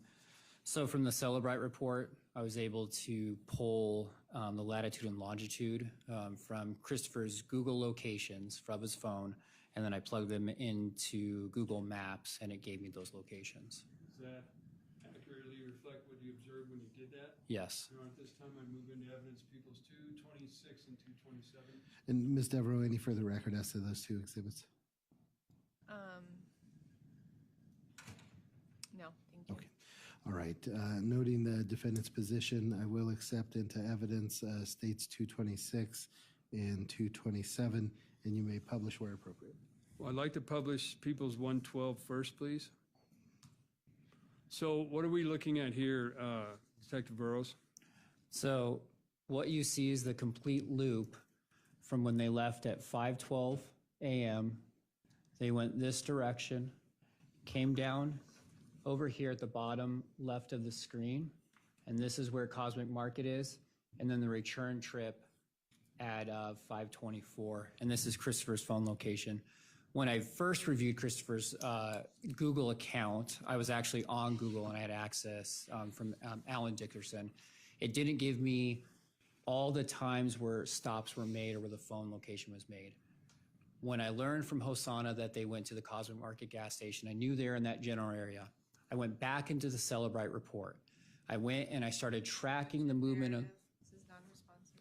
I'll allow the witness to continue to answer. I went back through the Celebrite report and began tracking the movements from when they left to when they returned. and I noted at 5:18 a.m. and 5:20 a.m. that they stopped at the Cosmic Market gas station. And I was able to do that by pulling the latitude and longitude associated with those times, plugging into the Google Maps, and then it showed me a location. If we could publish 226, please. And what are we looking at here? So this is Christopher's phone location at 5:18 a.m. And you can see that the red kind of arrow represents the phone location, and this is the Cosmic Market gas station. And 227, please. Again, this is the red arrow is representing Christopher's phone location, and this is the Cosmic Market gas station. And were you able to determine approximately how long that they were there at the Cosmic gas station? Yeah, all I can say is that a registered location at 5:18 a.m., 5:20 a.m., it's in that area. Right.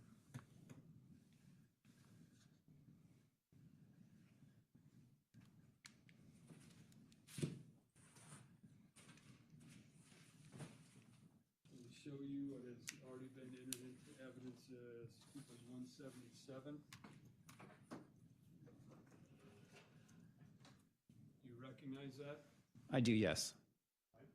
What is that a map of? So this is another aerial view of the Cosmic Market gas station. It's located right here towards the bottom of the screen. This is Highway 34. This is a bridge right here. This is 28th Street. This is 23rd Avenue, 27th Street. And when you spoke with Ms. Varela at her proffer on June 8th, 2022, did she describe that location to you? What she described in the proffer is that it was across the street from Almanzita's restaurant, which is right here. All right. Now,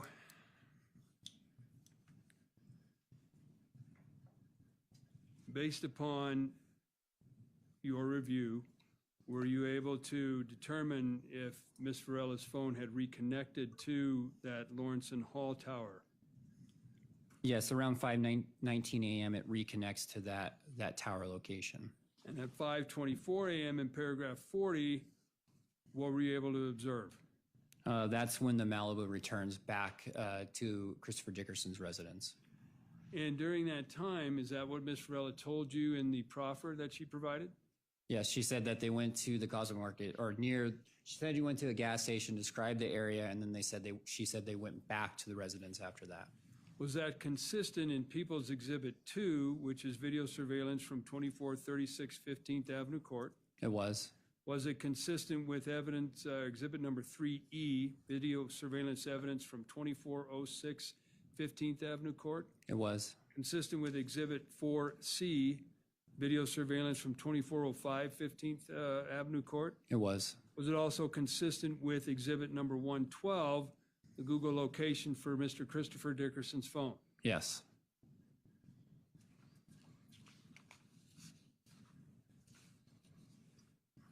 What does Ms. Varela tell you when they arrive back at Mr. Dickerson's residence?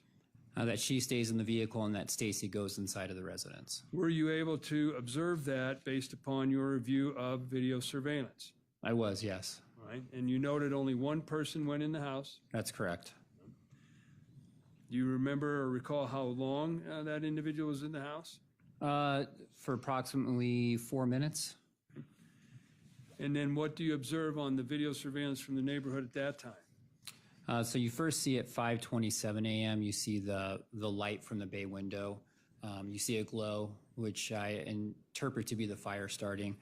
Then at 5:28, you see the front door open to Christopher's residence.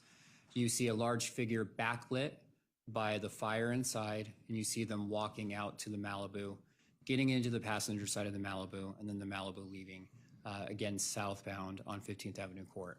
And again, that's verified by previously admitted Exhibits 3E. Correct. As well as Exhibit 2G. Correct. And then what about in paragraph 43, the location of Mr. Christopher Dickerson's phone? And so when the Malibu leaves, then you see Christopher's phone leave. It begins also traveling in a northwestern direction away from 2413 15th Avenue Court. And you were aware, provided with the autopsy report from Dr. Burson, Yeah, and you knew based upon that information that Mr. Dickerson had already been deceased before the fire. Objection leading. If you can rephrase, Mr. McCormick. You received the autopsy report. I did, yes. Was there information provided to you about the time that Mr. Christopher Dickerson was deceased? Prior to the fire. Once you reviewed video surveillance and observed the flames, what did you notice about Mr. Christopher Dickerson's phone?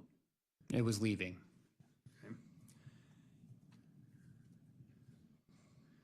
Now, when you reviewed, well, let me ask you this. Did Ms. Varela indicate that Mr. Christopher Dickerson had a dog? Yes. Did she say anything about the dog? Any descriptions about the dog? He was a white dog. Okay. When you observed or reviewed the body-worn camera of Officer Josh Flores and Officers Flores and Berkeley, what did you observe? It's more what I heard. I think when Officer Berkeley goes up on the fence on that would be the south or the north side of the residence, you can hear what sounds like a dog barking in that general direction in the fenced area. Were you aware if Mr. Dickerson's home had a fenced yard? It did, yes. And from those body-worn cameras that have already been, or footage that have already been entered into evidence, can you clearly hear a dog barking in the backyard? Yes. Now, once Ms. Varela told you they left the area after the fire had started, what were you able to observe from her phone records and connectivity to the Lawrence Hall cell tower? So yes, so we see at 5:28 a.m. The Malibu leaving. 5:30 we see Christopher's phone also not at the residence anymore. And then at 5:32 a.m. Hosanna Varela's phone's no longer connected to the tower near his residence. And at paragraph number 45, at approximately 5:33 and 48 seconds a.m., what was determined there? So Christopher's phone registered a location near 35th Avenue and 25th Street at 5:34 a.m. And then at the same time, the automatic license plate reader, the ALPR, that's when it captured the Malibu going through 25th Street and 35th Avenue.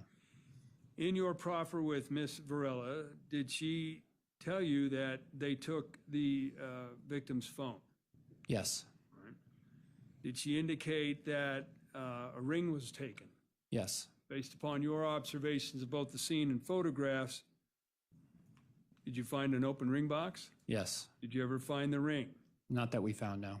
Ms. Varela also told you that the defendant dug through Mr. Dickerson's pockets Yes. and took a debit card. Objection leading. I'll allow that question to frame the witness to the testimony. Yes. Right. When you, was there also an indication that they had gone through Mr. Dickerson's closet and put clothes on the bed? Yes. When you reviewed downtown videos of Mr. Dickerson in the downtown Greeley area, Yeah. did you ever come across a video that indicated how he ended up paying for a drink? Yeah, when I reviewed that video at Roasties, when he was closing his tab, he pulled a card from his front pocket. I didn't see him with a wallet. Furthermore, we found his wallet inside of the Hyundai Elantra, which was in the garage. Okay. So in paragraph 45 at 5:33, that's when your the automated license plate recognition trailer picked up the Chevy Malibu. Correct. All right. And then exhibit 114 is that the location where the ALPR trailer was located and Mr. Dickerson's phone. Did they merge or coincide? Yeah, essentially this is where you see at 534 Christopher's location, phone location is up at the top there of the screen on the top left. And then right around here is where the ALPR was located. Did Ms. Varela tell you where they went after they left Mr. Dickerson's and the fire started? It said they eventually ended up at Stacy's brother's residence, the 4540 First Street Road. And in regards to paragraph number 48, between 6:13 and 6:19 a.m., is that where you noted that they ended up at that residence? Yes, that's correct. right. Or near that residence. And with Mr. Dickerson's takeout, Google takeout, you were able to verify movements of the phone. Yes.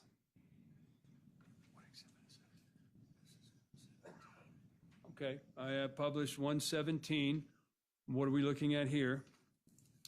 This is just at 6:13 a.m. You can see where Christopher's phone is stopped. It's right up here. And is that in the area of the 4540 First Street Road? Yes. Do you notice, based upon your review of Mr. Dickerson's phones, that his phone then travels a different direction after leaving the 4540 First Street Road? Yes. And what direction was that? It comes out onto, that would be 4th Street, and then starts traveling east. I have Exhibit 119 up there. Is that what you were referring to? Yes. All right.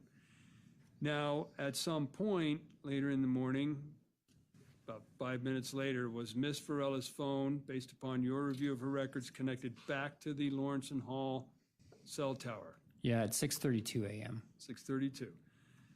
What did you notice about Mr. Dickerson's phone at 6:33 a.m.?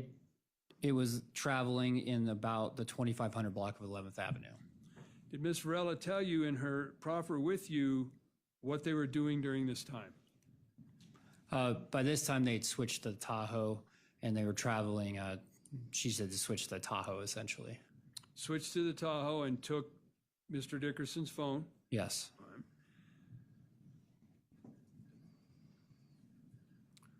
Based upon your review of, and this would be Exhibit 132, Yes. is that the ALPR of the Tahoe? Yeah. And that came across at 6:33 a.m.? Yes, that's correct. All right. At 6:35 a.m., were you able to determine if Mr. Dickerson's phone last registered? Yes. All right. And that would be Exhibit number 121? Correct. And do you recall roughly the area? It was about 11th Avenue and 31st Street. Okay.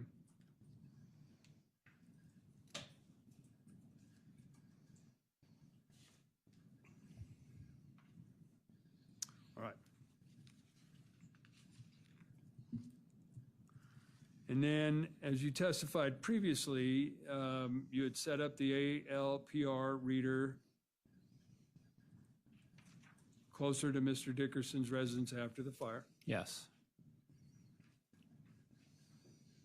The Malibu that was registered to the defendant's brother and mother appeared on that That's correct. day. All right. And that's people's number 133. Correct. All right. And then you also verified that it was a vehicle by previously admitted Exhibit 3G as in Gordon. Correct. All right. Video surveillance from 2406 15th Avenue Court. Correct. And then on November 11th of 2021, that's when the defendant and Ms. Varela were contacted and arrested. Correct. All right.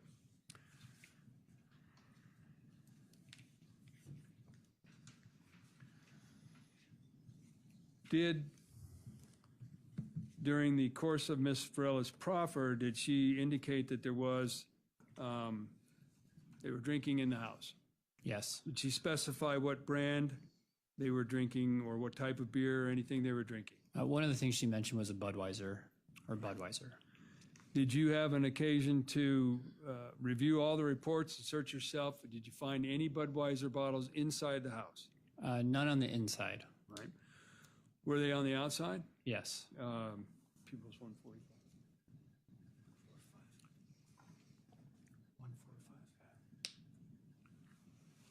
So I'm showing you what's been marked as people's number 145, all right? So in a case like this, are there a number of photographs taken? Yes. I mean, approximately how many? Probably hundreds. Okay. Did you, when she was, Ms. Varela told you about that, did you go back and review the reports and information to determine if you could see anything of that nature. Yeah, so I knew that we collected a Budweiser bottle, and then I went back to look and see where we could have collected it. The only picture I found, and what they noted in the reports, I think Officer Blair, was this bottle right here, which has a red kind of label right there. All right. So out of all those pictures that were taken in terms of investigation and collection, was this the only one that had that bottle in it? That we can found intact. Were there any alcohol containers found inside the house? Yes. Do you recall what kind? I don't. I think most of them were damaged. I don't remember if there was labels on there or not, but they were pretty heavily damaged.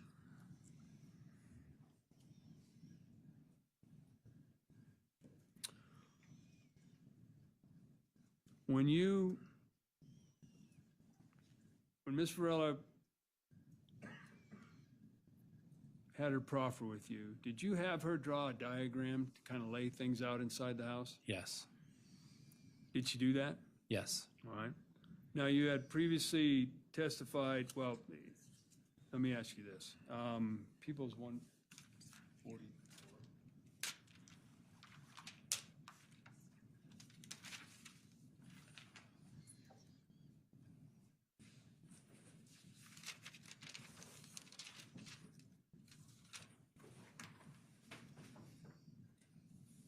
This is People's 144. Do you recognize that? Yes, I do. Is that a diagram that was prepared by then Lieutenant Greg Cobb of the Greeley Police Department? It was, yes. Do you recall what supplement of yours that report would have been provided to you and subsequently to the prosecution and defense? Sup number 80. Okay. If we could, flip to 231.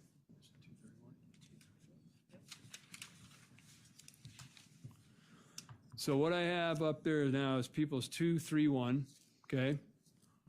That is that correct? That's the diagram that Ms. Varela drew for you in the proffer? It is, yes.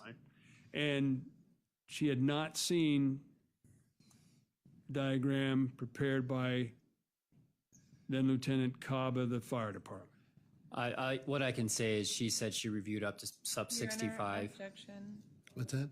This is hearsay without any kind of exception. All right, I think we've addressed this specific question, so I'm going to overrule the objection and the witness can answer. What I can say is she reviewed up to sub 65. This was placed into our system and given to the DA's office at sub 80. So she only reviewed up to sub 65, then this came after that sub 65. Okay.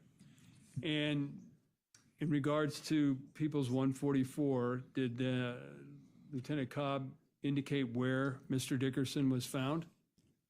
Yes, you can see the stick figure on the diagram. It's in the living room. This is the living room area. This is next to the kitchen. And this represents a couch, or I think a couch or a bay window right there. And in People's 231, did Ms. Varela indicate where Mr. Dickerson was last seen? Essentially the exact same area. This is the front door, and then here's the couch right here. All right, thank you.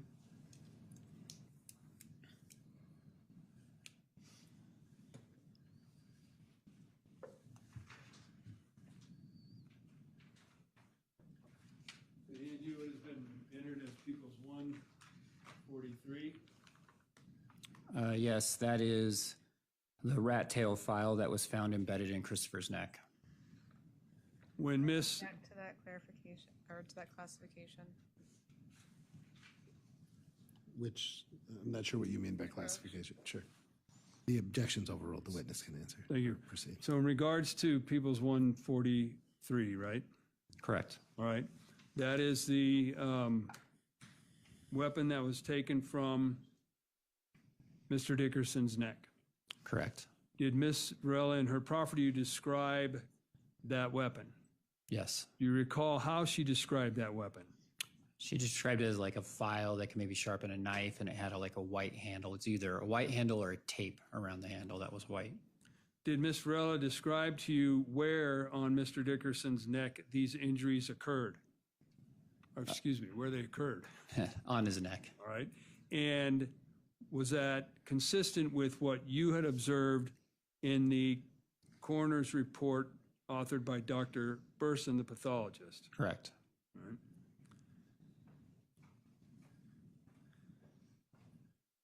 Did Ms. Varela indicate to you what end of that People's 143 was used by the defendant in stabbing Mr. Dickerson in the neck? I don't think she indicated that to me specifically.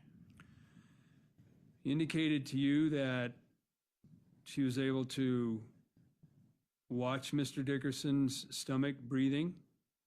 If you're referring to like his last breath, then yes. Okay.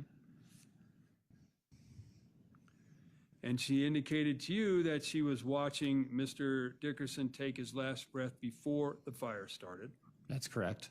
Was that again consistent with Dr. Burson's autopsy findings in regards to Mr. Dickerson? That's correct.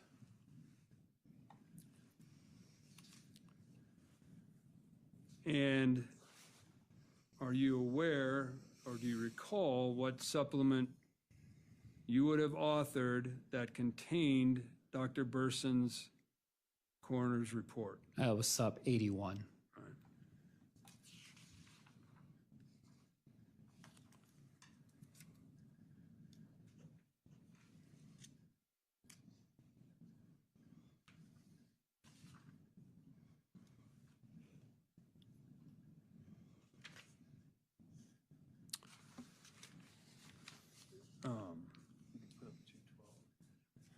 In regards to People's Exhibit 212, are you familiar with this document? I am, yes. And that is what we call notes from Ms. Varela's iCloud account. That's correct. And you've had an opportunity to review that both in your investigation and preparation for trial and as it's been admitted. That's correct. In that particular account, does she, Ms. Varela, write about an incident with the defendant that involved a knife? She did. That also involved Ms. Varela's clothes getting cut off. That's correct. When you spoke to Ms. Varela during her proffer on June 8th of 2022, did she tell you the same set of facts? She did. All right.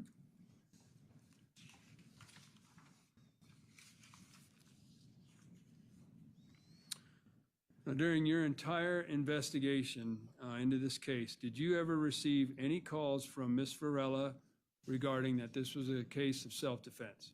No.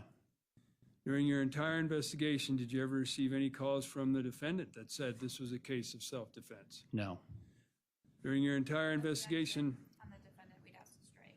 I'll sustain the objection and strike that question and answer.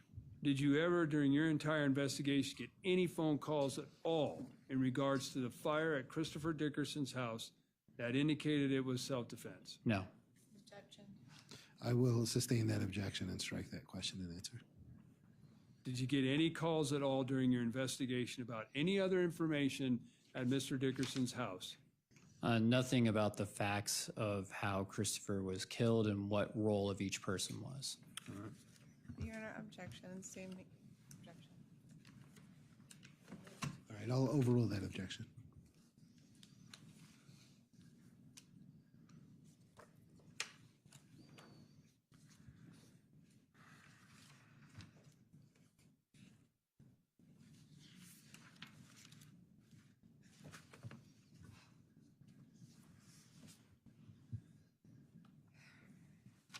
In regards to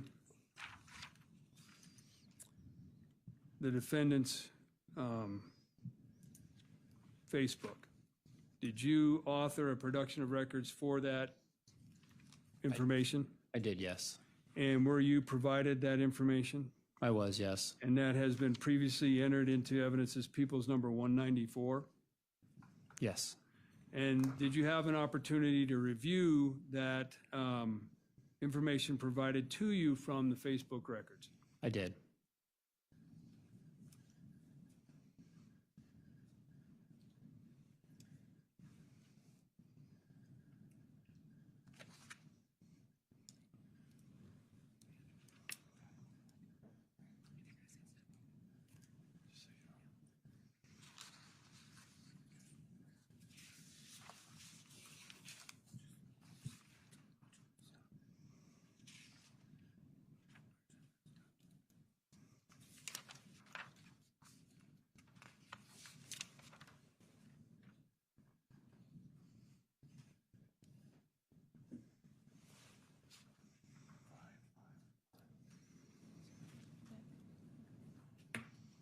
to hand you what has been marked as people 203.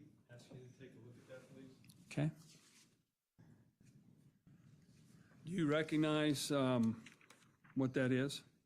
Yeah, this is a conversation between Stacy Rodriguez and Ernesto Rodriguez, which is her brother.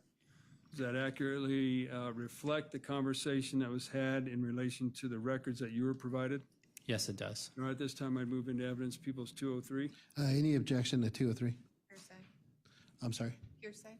And Mr. McCormick, am I correct in understanding that this is just a portion of the documents that have already been introduced? That's correct. This is 203 is in relation to Peoples 194. All right. Given the 194 has already been introduced, I will allow the state to present a portion of that exhibit through 203. So I will overrule the objection and admit 203 into the record, and you may publish at your discretion. Did you have an occasion to review the Facebook records of the defendant? Yes. Did you come across a conversation between her and an Ernesto? Yes. Were you able to determine who this Ernesto individual was? It's her brother. Right. And did this conversation take place on October 29th of 2021? It did. On the Facebook records, it says it took place on October 30th, but that's because it's in UTC time.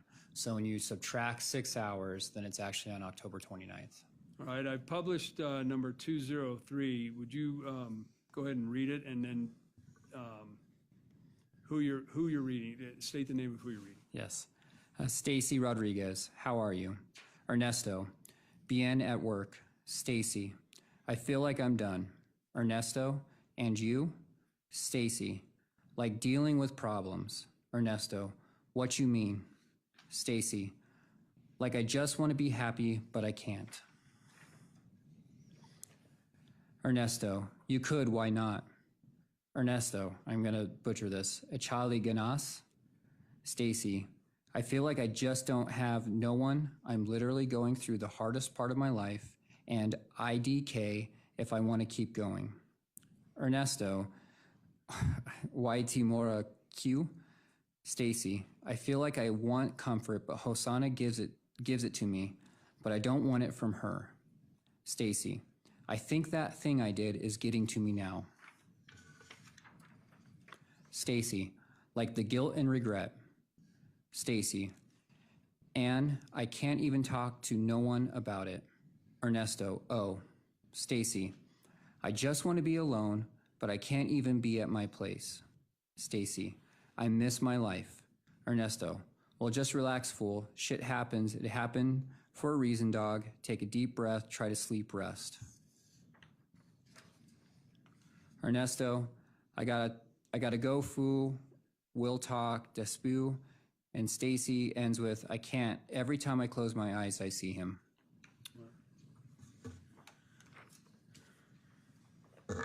On November 11th, 2021, was the defendant, Ms. Varela, contacted and eventually arrested? Yes, she was. Was there a body-worn camera of the defendant's arrest? Yes. Was that recorded by who? Detective Hunziker. And is that in reference to Exhibit 142? Yes. Judge, at this time, I'd like to publish People's number 142. Yes, go ahead.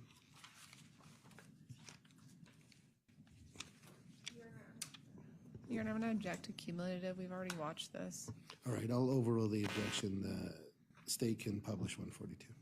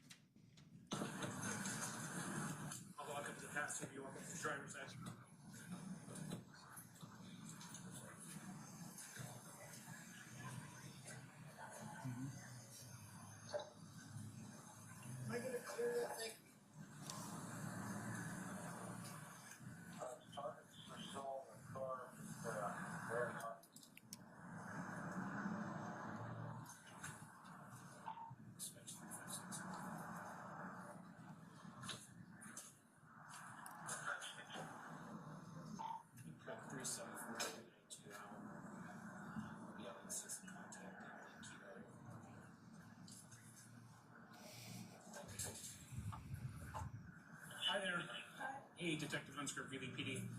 What's your name? Stacy. Stacy. Okay.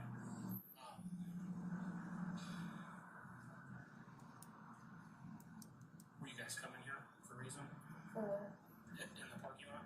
Oh, well, my alarm was here and it's like, Your alarm? yeah, I don't see it. The what? My alarm. Oh, your keyless alarm? Yeah. Okay. That's because, like, oh, one of this. Okay. Yeah. Let me grab a piece of paper real quick, okay?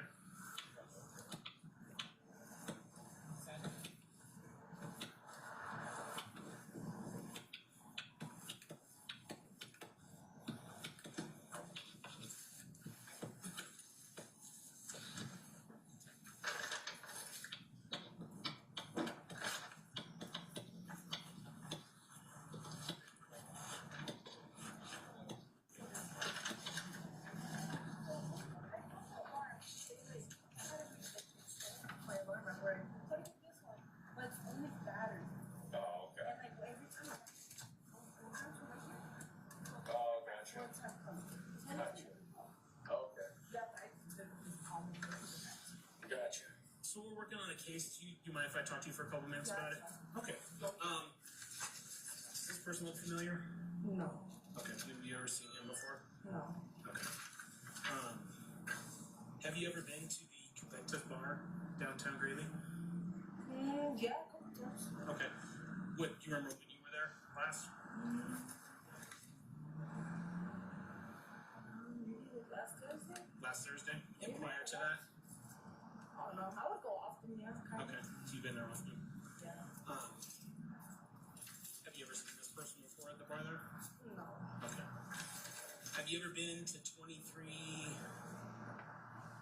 Correction, it's 24, 13, 15th Avenue Court in Greeley? No. It's all rough, like by 25th Street, 11th Avenue. No, isn't that big? What's that? Sports betting? Well, it's a house. Oh. No. Okay. I go to like after parties, but I don't think they're there. Okay. Would there be any reason that you don't remember him because you were too drunk to remember him? Maybe, I don't know. Okay. Would you have been too drunk to say that you were going over at that house? Maybe, I don't know. Yeah, I'm not like that. You don't think you've been there?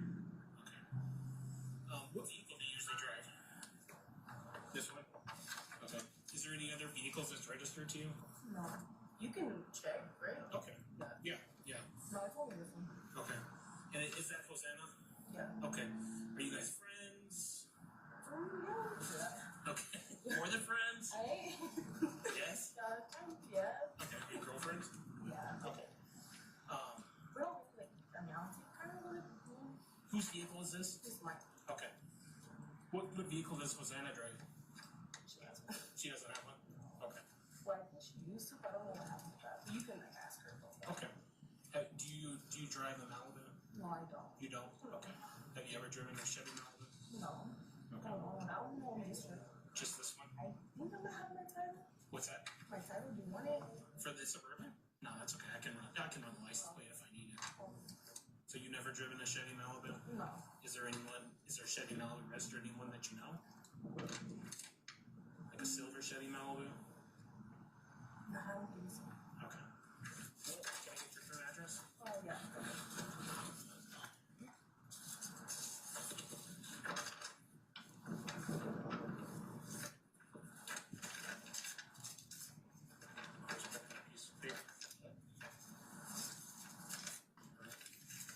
Yeah, I talked to Stacy here. She said she doesn't know who this is. She was at Cubetta's last Thursday, and maybe a week or two prior to that. I would go off and play now. Yeah. She doesn't believe she's ever been to the 2413 15 Avenue Court address. She doesn't know anybody who drives a silver Chevy Malibu. No. Is that right? Yeah. Have you ever driven a Chevy Malibu? No. Okay. What's your current address right now? 45, 40, West First Street. Here in Greeley? Okay. What's your current phone number? 970. Okay. 970. 22, 22 59. 59. Okay. right, Stacy, we step out of the park room. You grab it.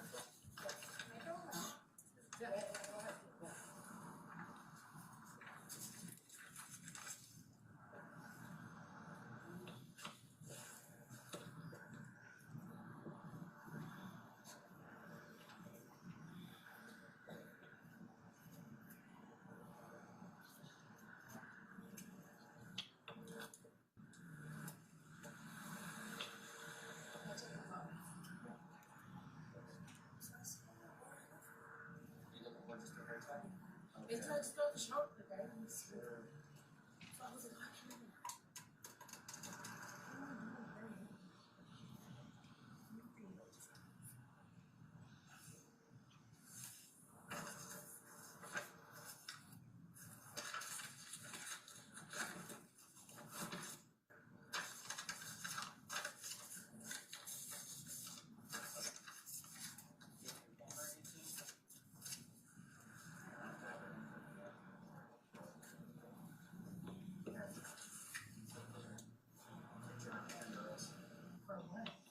Sorry, hang on a second.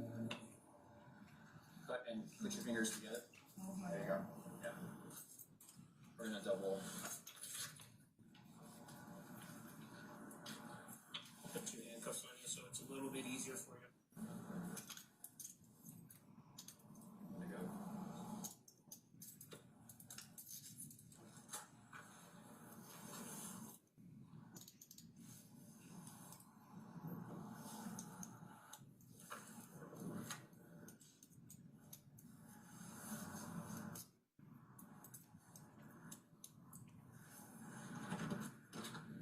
Do you have anything that's gonna poke or stick me on you right now?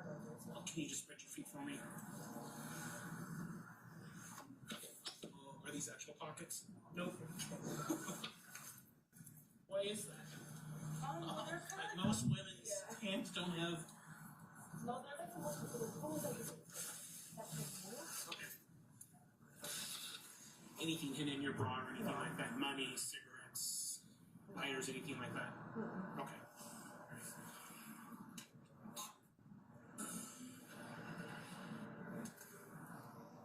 Can I talk? Just wait a few minutes. Let's figure it out. I said that I just showered. What's that? What was that? I said that I just showered. Oh, okay.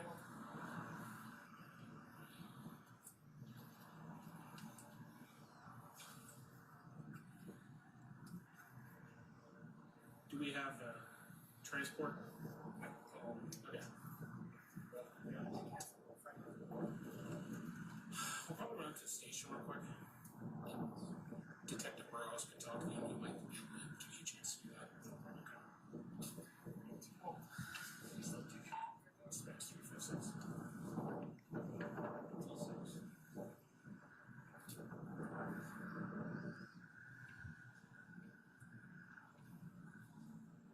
Good question. 356. Show if you know custody.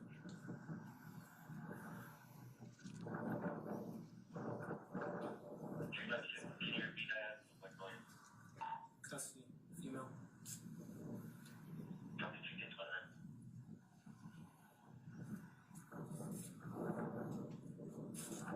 That's why I was going to the job. Oh, job. Clear second. Come on, just lean against that chair. You just face me, just lean against the chair. Maybe get out of the wind just a little bit. Thank you. Yep.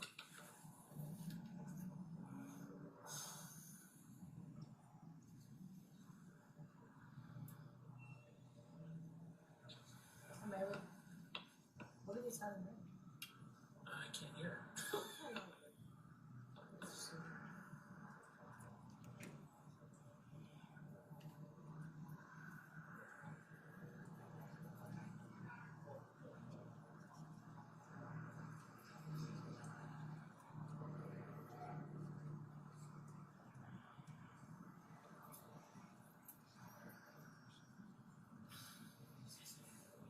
What you're arrested for? No. Being arrested for first degree murder, arson, burglary, 620. Okay? Is there proof of that? Yes. Okay. If you want to talk to me, I'll hear your story. I'm going to talk to you, okay? It's up to you. You don't have to talk to me. But if you want to tell me your story, I'll listen to you, okay? But I do have proof. It's not a coincidence I ended up here right now, okay? So it's up to you. Would you like to speak to me about it? Like I said, you don't have to. Judge, given the time, I think this would be an appropriate point to stop. Ladies and gentlemen, we'll go ahead and break for the evening.